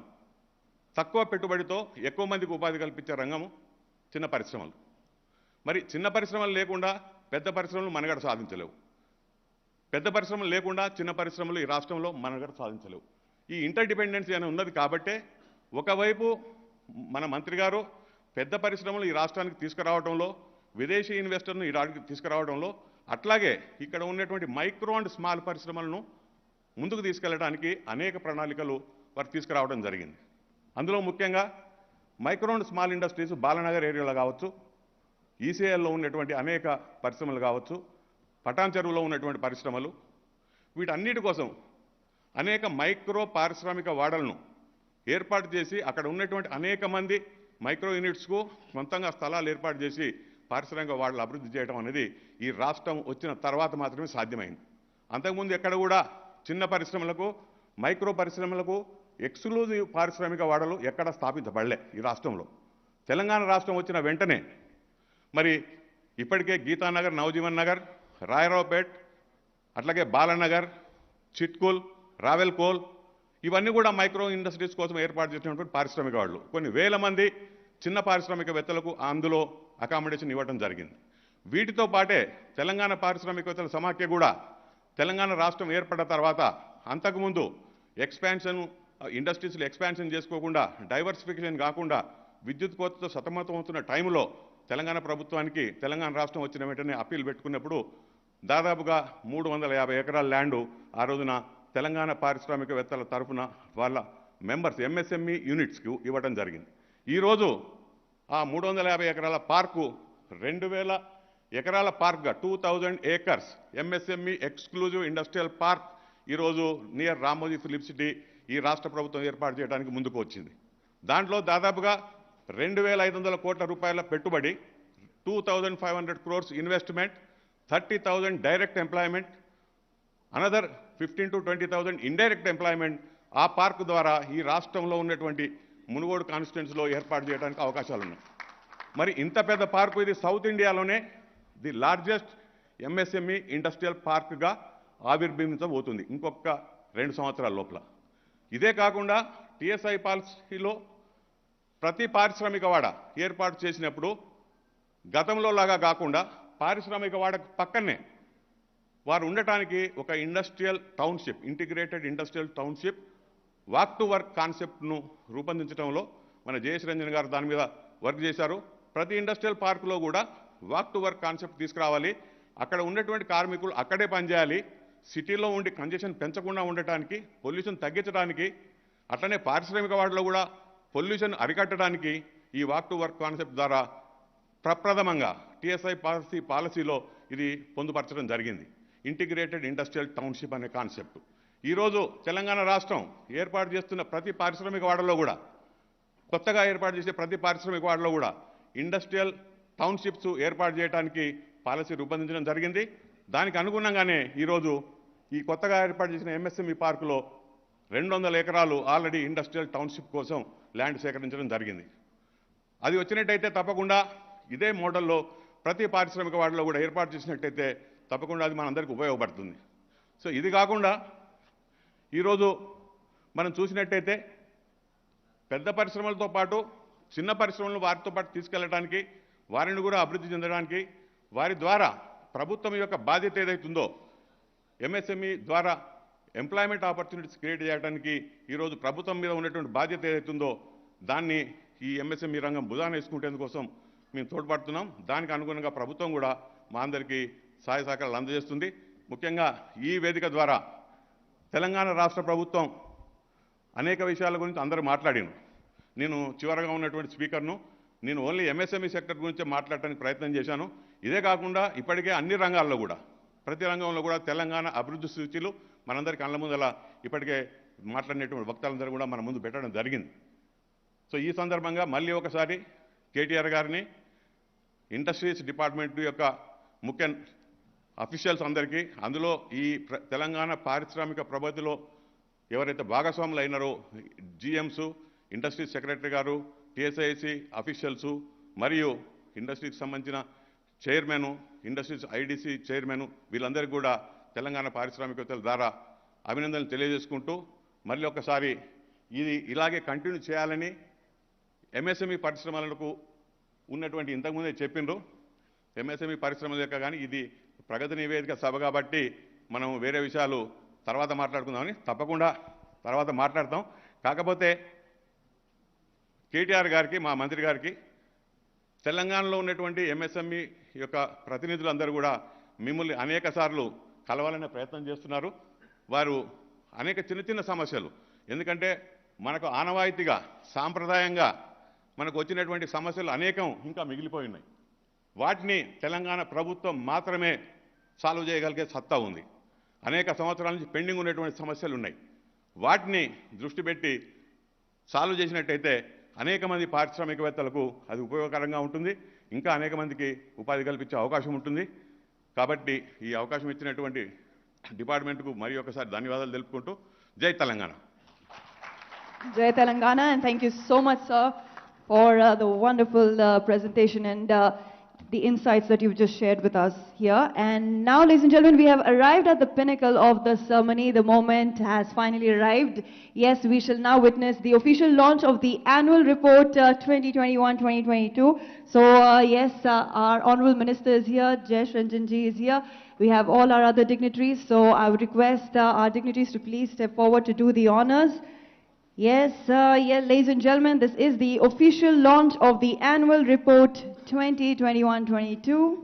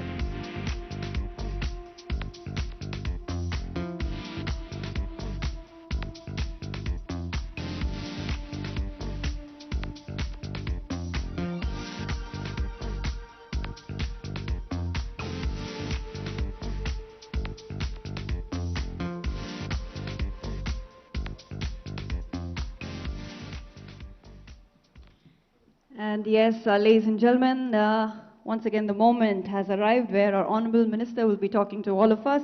So please put your hands together in welcoming Honorable Minister for Municipal Administration and Urban Development and IT and Commerce, Government of Telangana, Shri KTR Garu. Thank you. I know it's been late, so I won't try and take up too much of your time. I know I'm also standing between you and your lunch, so. అందరికీ నమస్కారం. వేదిక పైన ఉన్న గౌరవనీయులు పరిశ్రమల శాఖ ముఖ్య కార్యదర్శి జయేష్ రంజన్ గారు, గౌరవనీయులు టీఎస్ఐసి చైర్మన్ బాలమల్లు గారు, గౌరవనీయులు టీఎస్ఐడిసి చైర్మన్ లక్ష్మీనారాయణ గారు, commissioner of industries Krishna Bhaskar గారు, గౌరవనీయులు టీఎస్ఐఐసి ఎండి గారు నరసింహారెడ్డి గారు, గౌరవనీయులు ఫికీ అధ్యక్షులు మురళీకృష్ణారెడ్డి గారు, గౌరవనీయులు ఫిటాప్సీ అధ్యక్షులు అనిల్ అగర్వాల్ గారు, గౌరవనీయులు డిక్కీ జాతీయ అధ్యక్షులు నర్రా రవికుమార్ గారు, గౌరవనీయులు తెలంగాణ ఇండస్ట్రియలిస్ట్ ఫెడరేషన్ అధ్యక్షులు సుధీర్ రెడ్డి గారు, గౌరవనీయులు పెద్దలు శేఖర్ రెడ్డి గారు, వేదిక ముందుండి ఈరోజు ఈ కార్యక్రమంలో పాల్పంచుకుంటున్న చాలామంది పెద్దలందరికీ పేరు పేరున I think many of you have spoken, so I'll not go into the names, but to all the representatives, to all my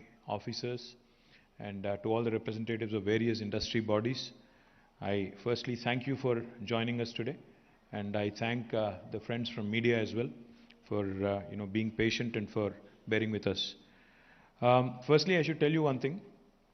Nobody's really asked us to come out with an annual performance report.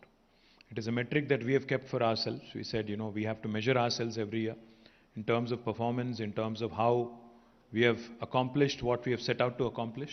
So therefore, I would like to compliment, whatever kind words have been said. Many, many kind words have been said, attributing a great deal of, success to me and Jayesh. But I think, as a matter of fact, one individual or two individuals cannot bring about this sort of an effect. I think it is my entire team, Industry and Commerce Department's team, who really deserve a big round of applause. Starting with Principal Secretary all the way down to every single individual who is part of my Industry and Commerce Department. Firstly, I'd like to express my heartfelt gratitude to them, because I think no individual is a repository of wisdom, no institution is a repository of wisdom. Every day is a constant learning for all of us.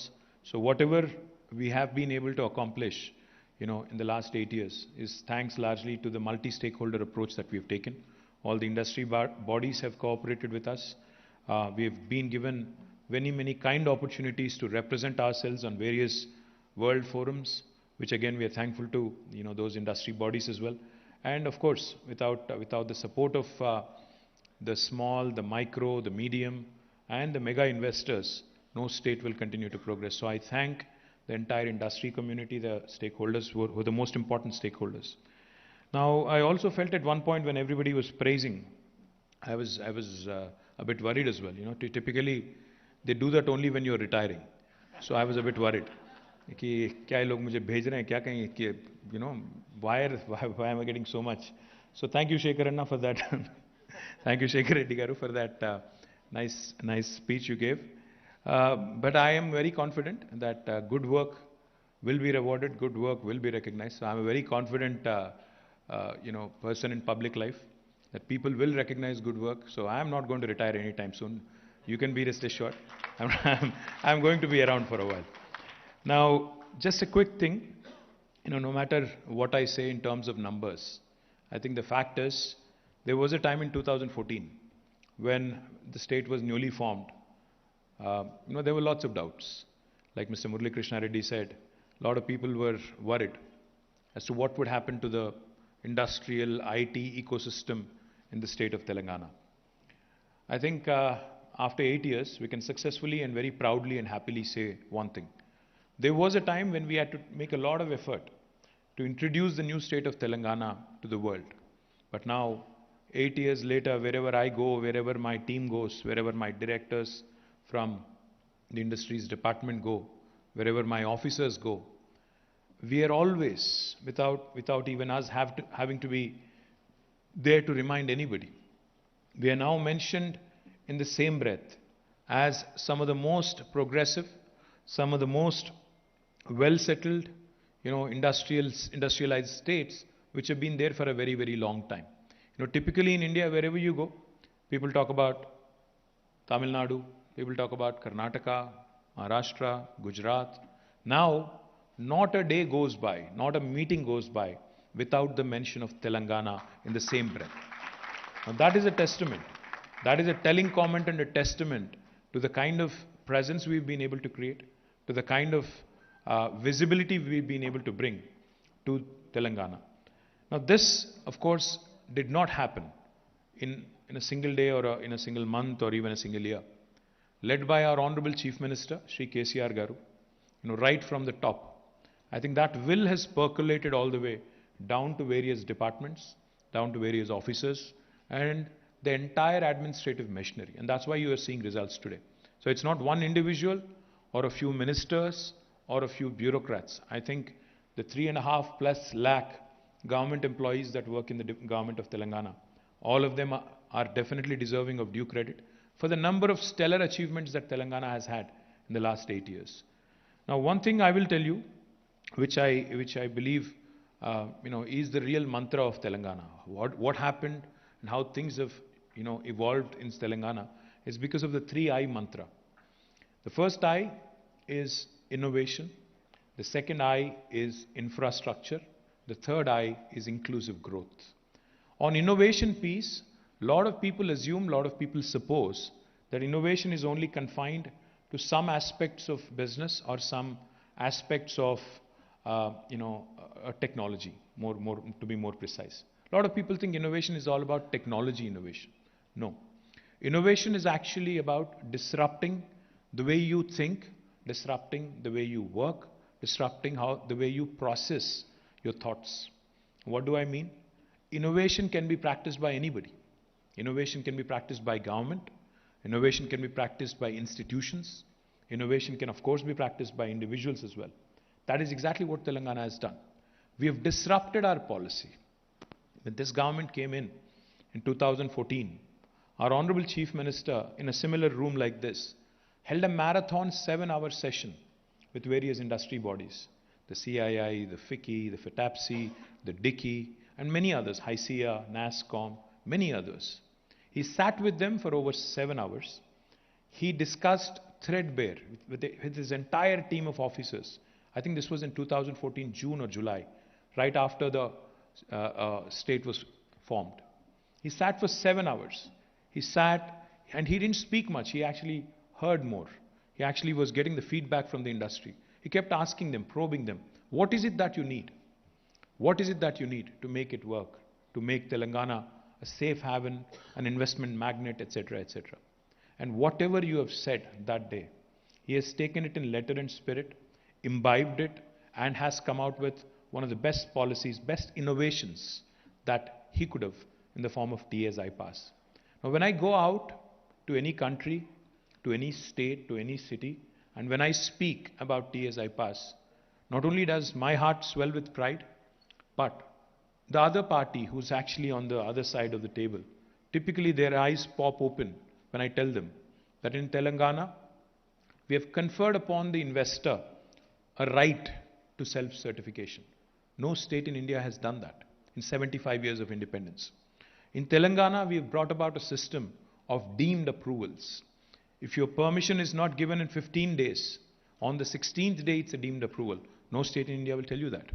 In Telangana, we've had the guts, the gumption, the audacity to take the bureaucracy and red tape head on. We said, if any bureaucrat is found responsible for a delay beyond the 15-day stipulated window as per statute, we will actually fine you. We'll actually levy a penalty of rupees 1,000 per day. I don't think any Prime Minister or any Chief Minister in independent India has had the gumption to say that.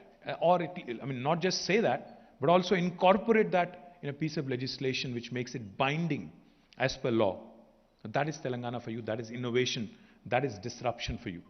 Not only have we innovated on the industrial policy, you look at our municipal policy, you look at our irrigation policy, you look at our rural development policy, you look at our textile policy, you look at our mining policy, every sphere of life which is relevant and pertinent to a common man.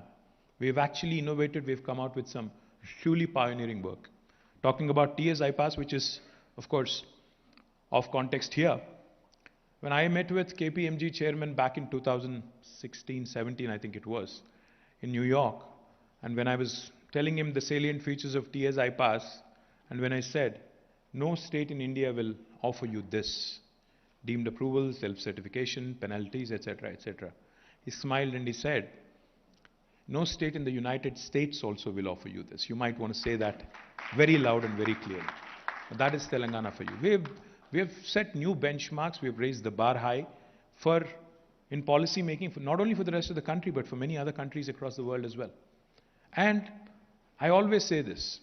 A lot of people think when we come out with a new policy in itself is not enough.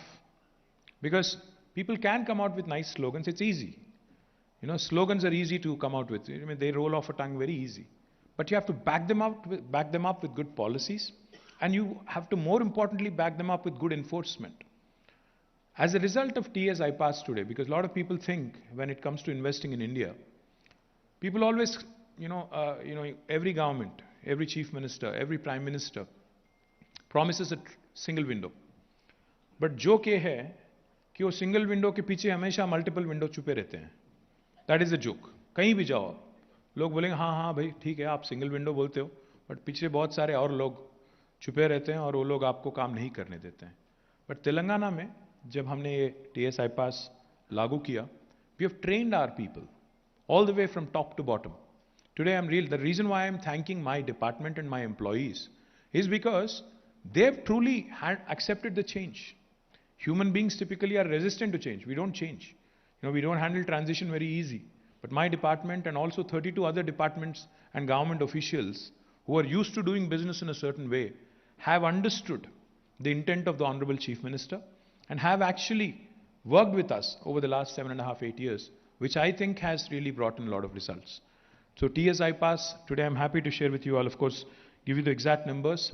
More than 2.32 lakh crores of investment through TS I-Pass in the last 7.5 years. More than 19,000 clearances been given. More than 1.6 million direct jobs that have been created. This is truly a testament to a government that works. In fact, Mr. Murali Krishna Reddy was saying, the acronym or the coinage, startup state. Sir, startup state is not only because we are open to change, we are willing to experiment, we are willing to innovate and disrupt. It's also because we are very agile. You've given us a suggestion today on streetpreneurs. You said street entrepreneurs. I love the word streetpreneurs because, ecopreneurs, streetpreneurs, agripreneurs. I think we'll take it up in the right earnest. We'll certainly, nanopreneurs.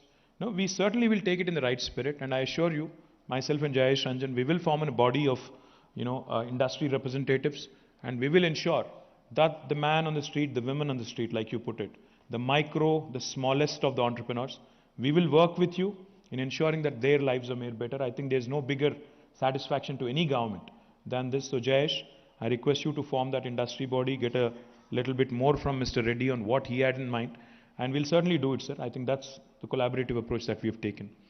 Now, on innovation, like I said, it's been one of our fundamental things. We've innovated and we've done our best we have put our best foot forward in terms of ensuring that policy innovation happens continuously, and we continue to learn. Recently, I was with Mr. Ravi Kumar Narra on 14th of April, and he had proposed something. He's the president of the Dalit Industrial Chamber of Commerce, so he had proposed something. He said to encourage more entrepreneurs from Dalit community and tribal community, we have to make a few more changes to T-Pride. We have not only readily accepted, we have also issued the relevant government orders immediately. That's how government of Telangana works. That's how we actually learn. We believe learning is continuous. We know that our shelf life is limited. Therefore, learnings are continuous. We learn from you. We understand from you. And especially, with COVID and everything else that has happened, we understand the travails and the problems that industry is also going through. So, we will continue to work with you. Now, the second piece of the III mantra is infrastructure. Now, infrastructure is extremely important if we really have to make India, get into that first world orbit. I've said this in the past. For those of you who've heard me, forgive me, but I'll say it again. I think India, if it really has to achieve the greatness that it always believed it deserves, I think we have to step up. We really have to compete on a world scale. If we really want to be in the first world of nations, we're still a third world country. Our per capita income is only $1,800. We're still a third world country. Now, if India really wants to step up and dream big and achieve big, more importantly, I think fundamental changes in infrastructure are important. If a Telangana, which is the youngest state in India, in 75 years, of after 75 years of independence, can achieve or can create the world's largest pharma cluster, Hyderabad Pharma City. If Telangana, the youngest state of India, can conceptualize and create India's largest textile park, India's largest medical devices park, why can't other states do it? Why can't Government of India do it? Why can't Government of India think on scale? Now, why do I want Government of India to think on scale? Unless you create infrastructure on scale, you cannot achieve economies of scale. And unless you achieve economies of scale, our entrepreneurs, our industrialists cannot compete with the large manufacturing countries like United States, like China, like Indonesia, like many other countries which have done exceedingly well in manufacturing. Now, if India really wants to create a workforce in rural areas, in semi-urban areas, in suburban areas, this is the key, this has to be the key. Incentivize performing states. Please remember, stronger the states, stronger the country. In a federal republic, Prime Minister keeps talking about Team India. Prime Minister also refers to cooperative federalism. If he truly believes and if he truly means what he says, then he has to and his government has to incentivize performing states, not disincentivize us, not penalize us for performing well. My humble submission and my humble request to the Honorable Prime Minister, to Government of India, to all the powers to be in New Delhi, please remember that the stronger the states perform, the better the states perform, the better it is for the country in terms of our overall growth story. So please support and encourage states irrespective of their political affiliations. हाँ, हम लोग criticize करेंगे. Democracy है. भारत दुनिया का सबसे बड़ा जनतंत्र है. हाँ, जब आप अच्छे काम करेंगे तो तारीफ करेंगे, सपोर्ट करेंगे. जब आप ठीक नहीं काम करते हो तो क्रिटिसाइज करेंगे. मैंने अभी कहा इनसे, मुरली कृष्णा रेड्डी जी से, जब वो कह रहे थे यहाँ पे I'll save criticism for another day, I said no, please tell us what is the scope for improvement. I think that has to be the philosophy, that has to be the approach. If India really has to grow, I think Government of India has to shed its inhibitions. Economics has to take center stage, politics has to take a back seat. Economics has to take the front seat and center stage.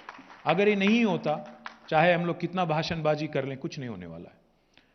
अगर हम लोग politics को बस election के time तक सीमित अगर नहीं रखते हैं, पॉलिटिक्स को अगर हम लोग बस इलेक्शन के टाइम जो 2, 3, 4 महीना जब भी चलेगा वो उसी हद तक अगर नहीं रखते हैं, अगर डे इन डे आउट अगर इलेक्शन मोड में ही हम रहेंगे, डे इन डे आउट 24 घंटा अगर हम पॉलिटिक्स को ही आगे रख के चलेंगे, तो भारत का जो स्वप्न है, जो एक सपना है कि फर्स्ट वर्ल्ड कंट्री बनना है, वो मुश्किल हो जाएगा. तो इसीलिए मैं कहता हूं गवर्नमेंट ऑफ इंडिया से support good performing progressive states irrespective of their political affiliations. Now what do I mean infrastructure? What I mean is when Telangana has asked for industrial corridors, I am not permanent, nobody is permanent, none of us is permanent. When I ask for something for my state as the industry minister, or when my chief minister represents to the government or prime minister, we are asking for something in perpetuity for the well-being of my people, for the future generations of my state. We have asked for 6 industrial corridors in the state of Telangana, from Hyderabad to Bangalore, from Hyderabad to Nagpur, from Hyderabad to Warangal, from Hyderabad to Mancherial, and I think Hyderabad to Vijayawada is one, and there is one more. Now, unfortunately, we have not really received any support on that.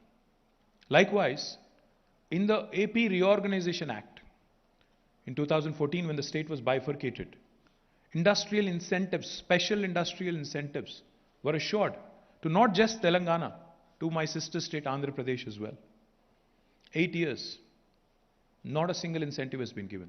Now if I ask for what is actually statutorily obligated to me, obligatory to the state, you cannot accuse me of being anti-national or, anti-union government. No, I'm asking for what is right. I'm asking for what rightfully belongs to me.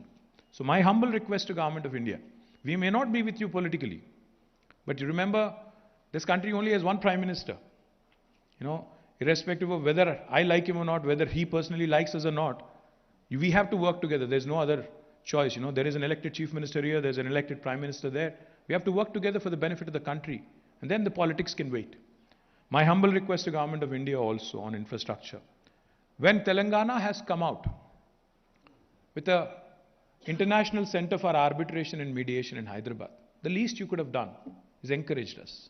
The least you could have done is given us a pat on the back and said, अच्छा काम कर रहे हो, कुछ मदद चाहिए तो हम भी करेंगे, कुछ कंपनी आपके तरफ भी भेजेंगे ताकि वहाँ आर्बिट्रेशन आसानी से हो, क्योंकि ईज ऑफ डूइंग बिजनेस में एंट्री इनटू अ स्टेट ही नहीं, एंट्री इनटू अ कंट्री ही नहीं, एग्जिट भी उतनी आसान होना चाहिए. अगर कोई डिस्प्यूट आ जाता है, कोई डिस्प्यूट अगर आ जाती है तो उसका रिड्रेसल भी जल्दी से होना चाहिए. That dispute redressal mechanism also has to be robust. That's why we have created Hyderabad Center for International Center for Arbitration and Mediation. But without giving us a pat, without even giving us a pat, without even sanctioning us any budget, you go ahead and create a competing institution in Gujarat and sanction funds for it. मैं चाहता हूं कि गुजरात भी आगे बढ़े, मैं चाहता हूं कि महाराष्ट्र भी आगे बढ़े, मैं चाहता हूं कि छत्तीसगढ़ भी आगे बढ़े, पर तेलंगाना भी आगे बढ़े. क्योंकि भारत के निर्माण में, हिंदुस्तान के निर्माण में, I think it's important for us to realise that all states have to do well, not select few. So my humble request to government of India, आप गिफ्ट सिटी अगर गुजरात में खड़ा करना चाहे तो खड़ा कीजिए, बट बाकी जो गिफ्ट हैं हिंदुस्तान में, अच्छे अच्छे शहर है, हैदराबाद है, बेंगलोर है, चेन्नई है, कहीं और भी है, इनको भी आप बढ़ावा दें, इनको भी आप मदद दें. आप हमें भी प्रोग्रेस के, विकास के रास्ते में साथ ले चले. सबका साथ सबका विश्वास जो आप कहते हो, उसको बस लिप सिंपैथी पे ही, लिप सर्विस पे ही ना रखो, उसको ट्रांसलेट करो रियलिटी में, उसको एक्चुअली आगे ले जाने में भी आप मदद हमारी दे, बढ़ावा हमारी दे. और आखिरी में मैं इतना ही कहूंगा on the inclusive growth piece. When I say inclusive growth, I am not talking politics. Inclusive growth is about what mister Reddy was mentioning. Inclusive growth is about ensuring that your street entrepreneurs are also taken care of, and at the same time, inclusive growth is about taking care of the mega investors who have come into our country. Now, that is inclusive growth. Unless we do both and do a fine balance, inclusive growth is about ensuring industry also prospers, our environment also grows. You were talking about Haritaharam. I was delighted to hear industry representatives talk about Haritaharam. Fantastic. Because Masood was mentioning Haritaharam and he said we don't talk about it often. ज़्यादा glamorous नहीं है, क्या करें, इसलिए ज़्यादा बात नहीं करते हैं. तो अगर ये दोनों साथ साथ नहीं चलते, इंडस्ट्री को बढ़ावा मिलना चाहिए, పరిశ్రమ పెరగాలి, కానీ పర్యావరణ హితంగా పెరగాలి. పరిశ్రమ పర్యావరణాన్ని ధ్వంసం చేసే విధంగా పెరిగితే it's not acceptable. That is what our Honorable Chief Minister has said. So when I say inclusive growth, Telangana is that unique state, is that one very, very interesting, shining example, and that's the reason why I call it the most successful startup of independent India. You see a very balanced development model here.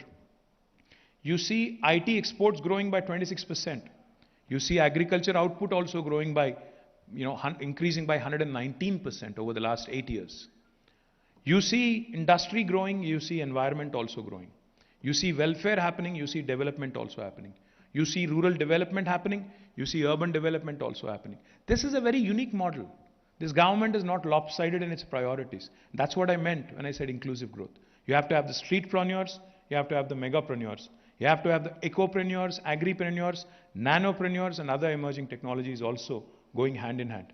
We can't just take pride that Tata यहाँ पे जहाँ भी एक जहाज उड़ रहा है, हवाई जहाज, मसूद ने कहा कि हर जहाज में हैदराबाद का एक पार्ट होगा, हैदराबाद में बनाया होगा एक पार्ट होगा. बहुत खुशी की बात है, बहुत फक्र की बात है. But we also have to take care of the street, the man on the street. That's inclusive growth. So my humble request to Government of India, politics can wait. Economics has to take center stage. Economics has to take a front seat. Because मैं शायद इससे पहले भी कह चुका हूं, फिर से कहूंगा, we are completing 75 years of independence. And I say this with a bit of a pain as an Indian. August 15th this year, we'll be completing 75 years of independence. I am an Indian first, Telanganite second, Telugu, etc. later. As an Indian, it pains me to see that our priorities are a bit misplaced. 1987 में शायद कुछ लोग यहाँ पे शायद born भी नहीं होंगे, पैदा भी नहीं होंगे तब, बट 1987 में हिंदुस्तान और चीन, India and China, we were of a very similar size economically.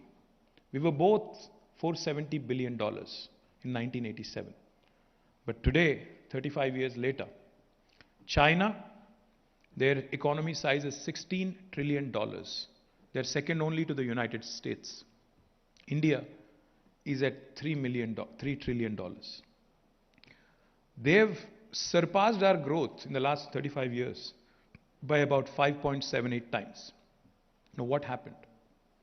How come similar countries, which are very similar in nature in terms of population, in terms of, say, economy size, what changed? What was different?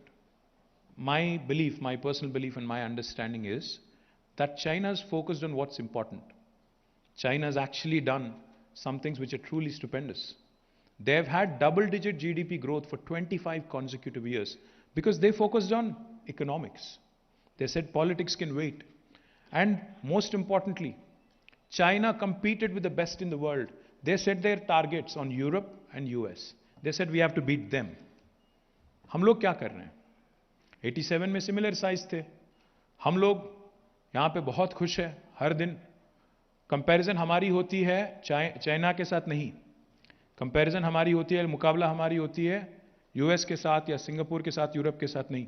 हम लोग हर दिन इस बात से खुश हैं कि हमारी हालत जो है पाकिस्तान से बेहतर है, बांग्लादेश से बेहतर है, अफगानिस्तान से हम लोग बेहतर है. इस बात को लेकर हम लोग बहुत खुश हैं. This is where I think India has lost its opportunity, and India still, of course, is still playing catch up. You know, we are still told about this 5 trillion dream. अच्छी बात है, ख्वाब देखना अच्छी बात है, बट कैसे होगा अगर आप कंपटीशन में भी कुछ हिस्सों में, कुछ सेक्टर्स में आप अगर बांग्लादेश से भी पीछे चले जाते हो, so how will you be able to achieve that dream? When I said $470 billion is the size of China and India in 1987, let me also tell you one thing. Today, China's per capita income is $9,000. India's per capita income is only $1,800. It's not about the overall size of the economy. It's also about per capita, which unfortunately we are still languishing in. And United States is around $60,000, by the way, just so that you know. So my humble request again to all of us is, I think we have to work together. I'm not wanting to bore you with an academic discourse, but I think we all have to work together. If a state like Telangana can do a few things get its priorities right and focus on few important sectors. What is in the offing today in Telangana, just so that you know, and what China has done since 87, is it has focused on manufacturing and agriculture and food processing and value addition. And in Telangana, I can assure you of one thing. Under the leadership of our Honorable Chief Minister, since we have gotten our priorities right, you will see 5 different kinds of revolutions happening in agri and food processing sectors over the next 1 decade. You will see, you are already witnessing a green revolution, which is in the offing and which is shaping up really well. You will also see, we are number 1 now in inland fisheries in terms of fish production, which is called a blue revolution, which is again in the offing. And we are setting up a large aqua hub in one of our reservoirs. It is going to be India's largest aqua hub, which will give a further fillip to more production of fish. And as was being mentioned by Ravi Kumar Garu, even trout is being produced from Telangana today, which is a matter of great pride for us. Because we were not a state traditionally that was known for inland fisheries. So a blue revolution is in the offing. The third thing I'll tell you, which is white revolution, dairy industry, you know, shaping up rather well with government's encouragement and mini dairies and a lot of other activities coming in. White revolution is also in the offing. The fourth thing that is likely to happen with sheep rearing and animal husbandry is pink revolution, meat processing. And the fifth revolution that is likely to come up with government's focus on edible oil is yellow revolution. Oil palm is the yellow revolution. So these 5 revolutions, yellow, pink, blue, green and white, is what will propel Telangana into the next phase of growth. It is not just life sciences, it is not just IT, it is not just aerospace or textiles. These are the sectors that are going to give a huge shot in the arm for the rural sectors, rural areas. And I am a very firm believer that next phase of growth, next spurt of growth will also come from these areas. Now just quickly telling you some of the summaries, some of the points that I wanted to mention with respect to numbers. I have lots of them right in front of me. Our per capita back in 2014, when the state was formed, was 1.24 1,24,000 rupees. Today, Telangana's per capita has risen by 128% to 2,78,000 rupees in a space of about 8 years. Our gross state domestic product, GSDP, was 5 lakh crores, 5 lakh 6,000 crores back in 2014. Today, it is 11.55 lakh crores. Again, 130% increase. No state in India has been able to see this kind of growth rate. And let me remind you, all of this despite three important impediments. One, demonetization, I think, which has hurt the economy badly, and we are seeing still some fallout of it. Two, COVID, which lasted for 2 years and which is still lasting. And three, very little or zero support from Government of India. In spite of these three impediments, in spite of these three challenges, we have not lost hope, we have not lost heart, and we continue to toil hard, and that's why 128% increase in our per capita, 130% increase in our GSDP, and significant portion of that, of course, comes from agriculture and allied sector, contributes to about 16.3%. Again, that has increased to almost 18.3%. Now, industrial sector, our contribution to the state's GSVA is about 20.4%. And again, thanks largely to TIDR, TSI Pass, T-Pride, etc., etc. The services sector has also been growing at 18.3%. Now, most important and impressive, figure for me from a personal perspective is Telangana is the 11th largest state geographically in India among all the 28 states. We are the 12th largest state in India in terms of our population, but we are the 4th largest contributor to India's economy among all the 28 states. Now that is the power of Telangana. We are only 2.5% in terms of our population in the country, but our contribution to the GDP of the nation is 5%. Just to put things in perspective, हमारी जो population है 4 करोड़ है, contribution 5% है. उत्तर प्रदेश की population है 24 करोड़, उनकी contribution 15% है. Just to put things in perspective, just to let you know how well Telangana has done over the last years. Now, like I mentioned, we've been able to attract large investors, but what's even more impressive is we've been able to continuously create infrastructure. The TSIIC has been consistently involved in creation of new industrial infrastructure parks. Of course, the report will tell you more about how many parks have been created last year, in the last 7 years, etc., etc. I'll not go into the numbers because they're boring. So therefore, I'll not go too much into the numbers. Number of new companies have come in: Gokuldas, Malabar Gold, Pokarna. I'm only talking about last year, last 1 year's report, since this is Denmark's Integrated Gas Technologies, Plug and Play Tech Center, Bosch, a German company, Drillmec, again an Italian company, Grimner. All of these, have come in the last year. And let me give you a sector-by-sector kind of a breakup. In pharma sector, which is again one of our strong areas, life sciences. For those of you who do not know, we are the vaccine capital of the world. 1/3 of human vaccines are actually produced from Hyderabad, 9 billion doses. We also have the largest number of US FDA-approved manufacturing facilities for any province in the world. The second largest number is actually in New Jersey, United States. So we are a vaccine capital, we are a life sciences capital, we are also the bulk drugs, pharmaceutical capital of India. So with all these, strengths, we try to further consolidate. Ivanhoe Cambridge, a Canadian company, has announced $100 million in investment. Syngene is expanding operations. Japan Bio is also expanding. Companies like Porus Life Sciences, CVR Life Sciences, Dandu Biosciences, Laurus Synthesis are investing around 500 crores. JAMP Pharmaceuticals, a Canadian company, has expanded. S3V Vascular Technologies has announced a new investment of 250 crores in medical devices park. In food processing, you just saw some very important announcements being made. Amul is setting up a state-of-the-art plant, which also will be the largest in South India. Mars Pet Care is investing 500 crores, again in expansion. They manufacture largely, the pet care, pedigree and other stuff. Fishin, a large American company, an aquaculture major.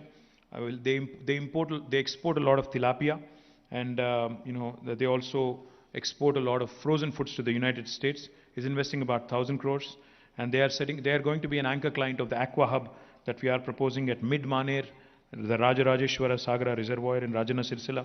Hindustan Coca-Cola Beverages is setting up a state-of-the-art new 1,000 crore bottling plant in Telangana. In aerospace and defense, VEM Technologies has announced a mega project with an investment of 1,000 crores at Zahirabad.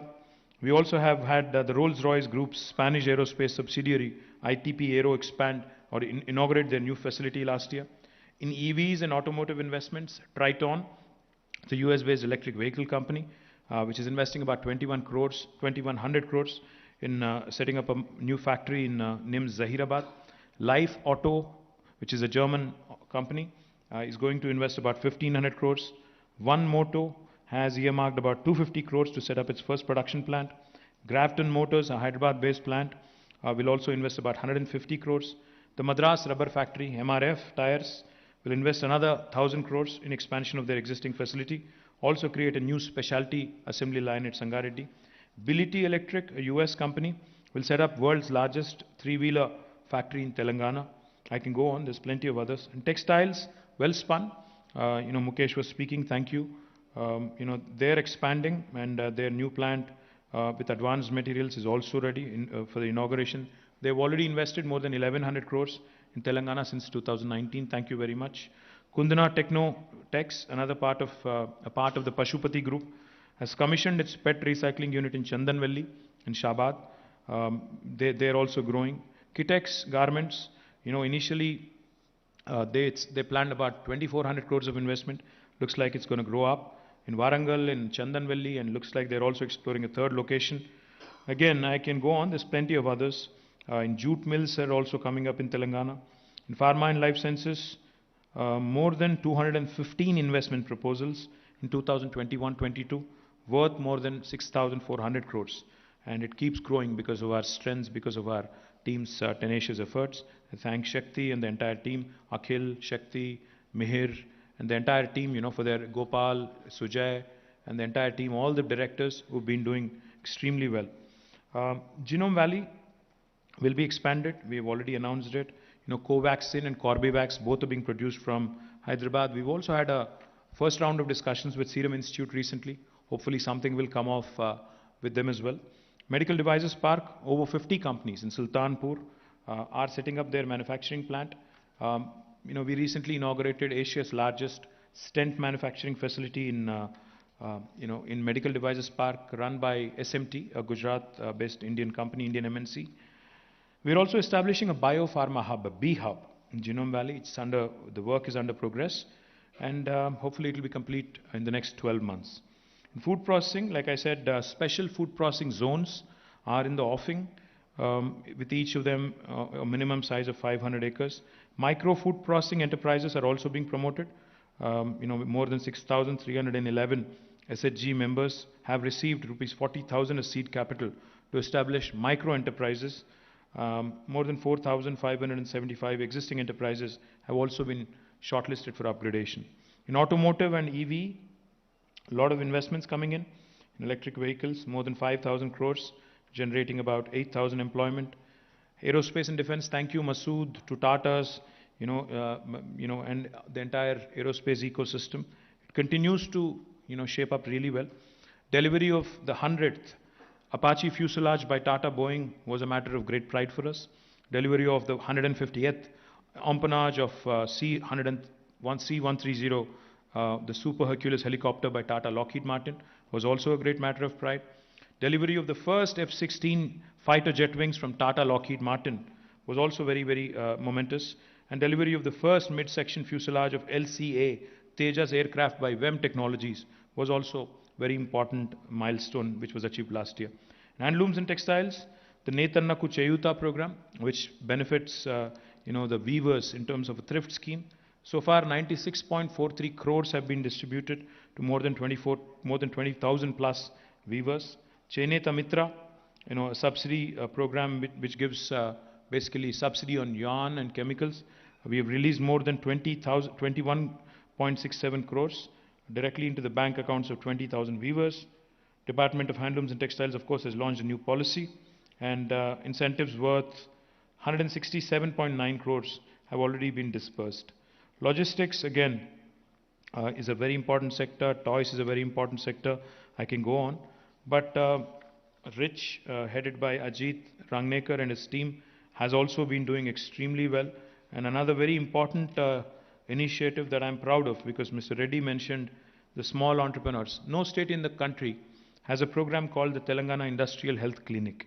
What we do here, sir, is we work with the small and micro enterprises who are in incipient sixth stage, and without financial intervention, we've been able to negotiate with banks, get them funded, and so far the value of funding, so that they actually don't end up as sick industries. But I request both Ftcci, CII, Ftcci, all of you to work with us, because I think it's important, like you said, the big boys might not need our help, but I think the smaller, the medium, the micro entrepreneurs, of course, need all the help from various industry bodies, from various government agencies and banks. So I request your unstinted cooperation there as well. Mr. Ranjit, was very complimentary, and he said, India's largest chili extraction plant is in Telangana. Delighted that you are expanding. Food processing continues to remain a very, very important sector. Mahesh ji of DP, thank you very much, sir, for pointing out that industrial production is ramping up in the erstwhile Mahbub Nagar and new Rangareddy districts. Logistics, again, by virtue of our geographical centricity in India, Telangana has a lot more potential in terms of logistics. As we continue to expand our manufacturing presence, as we continue to attract more and more manufacturing companies to Telangana, I think logistics sector will also blossom simultaneously. I wanted to thank Masood and of course Mukesh, who also spoke, and all the other dignitaries, Mr. Agarwal, Mr. Reddy, Mr. Shekhar Reddy again, and to both of my chairmen, Mr. Lakshmi Narayan and also Balamallu Garu, for their unstinted support. But most of all, Jayesh Ranjan, E.V. Narsimha Reddy, Krishna Bhaskar, and the entire team of Industries Department. Thank you for all the hard work, for the brilliant work that you guys have put in. I think you guys deserve all the credit. Thank you very much. Jai Telangana. Jai Telangana, and thank you so much, our Honorable Minister, for always motivating and inspiring all of us here to excel in our respective areas of work. And yes, ladies and gentlemen, like I had mentioned, yes, it's a matter of great pride that the MSEFCs, they have, for Rangareddy and Mechal districts, they were awarded, they ranked #1 out of 126 similar MSEFCs. So I request the GMDICs from Rangareddy district to please step forward first. Our Honorable Minister will be felicitating you. Rangareddy district and team. The GMDICs from Rangareddy district.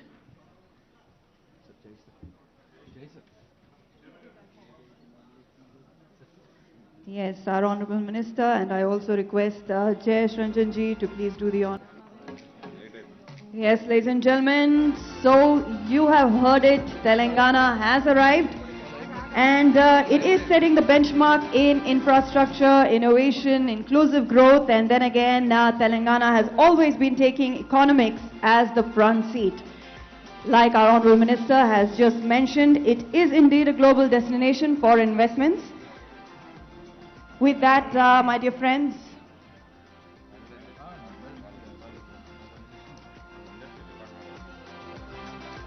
yes, please step forward. We have felicitation to our Honorable Minister. Yeah. Alip Ramadevi, Kovi Jyotsna.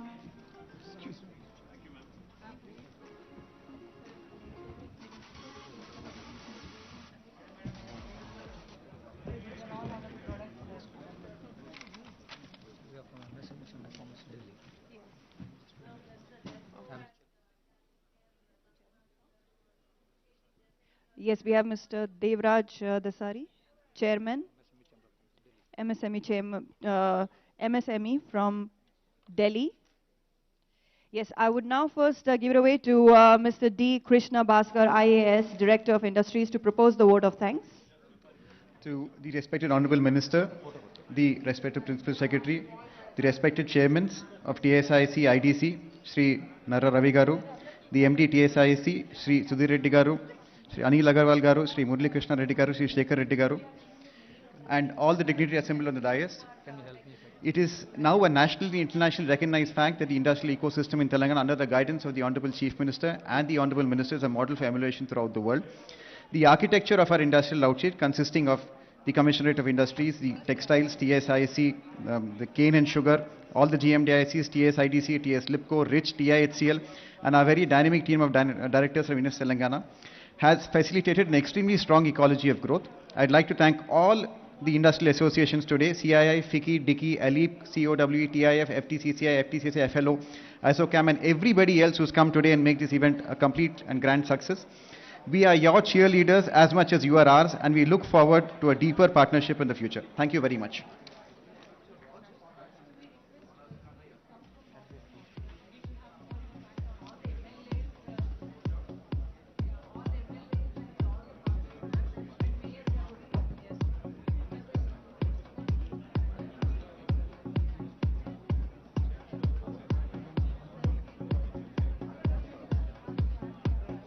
Yes, ladies and gentlemen who are standing here, you may please proceed for lunch.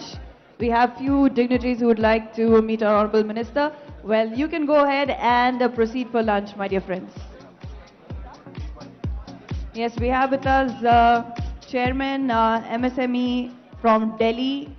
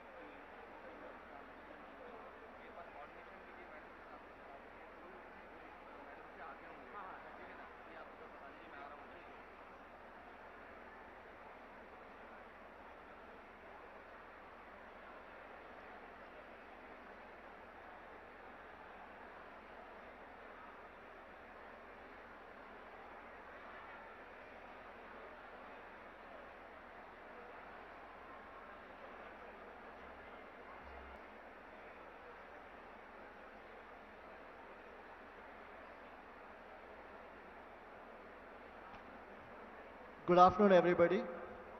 May I have your attention, please? May I request everybody to be please seated?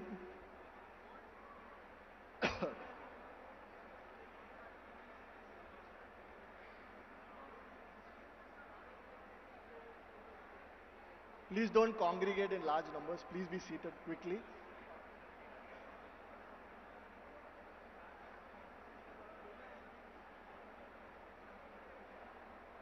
I know it's the last few days of housekeeping services on campus for all of you. So I have some housekeeping announcements to make before the PM arrives. Please make sure that your mobile phones are off or on silent. Request you to please take a minute and put your phones either on silent or switch it off, please. I'm just going to give you 30 seconds to do it. Please do.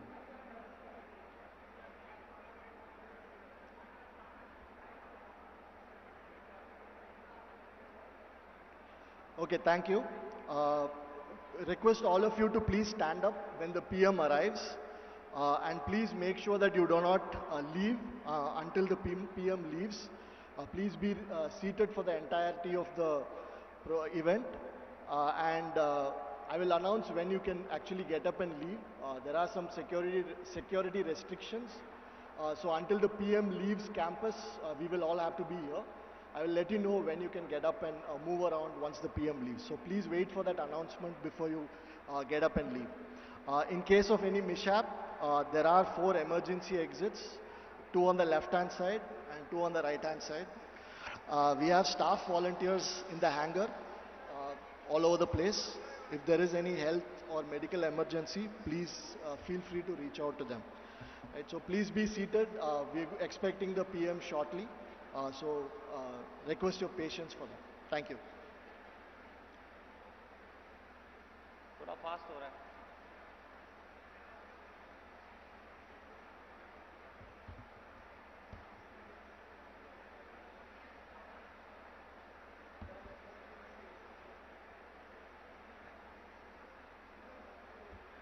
Hello, mic check.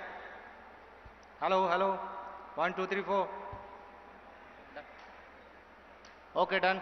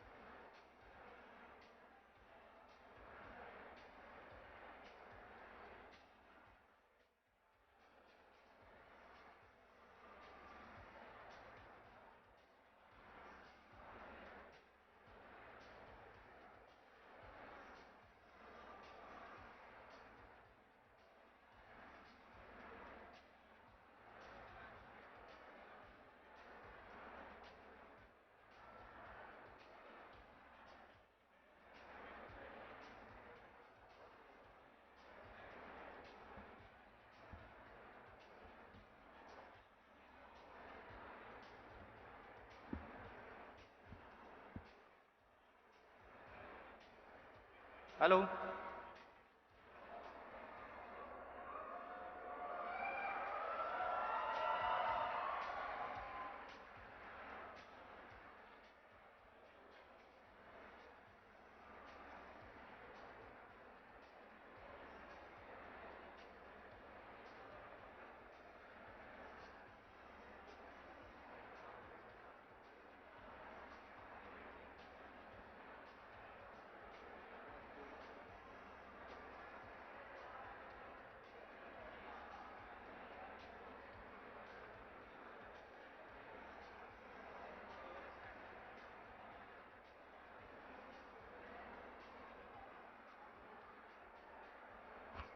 Quick announce, quick announcement. The PM has arrived. He should be here shortly. So I request everybody to be seated.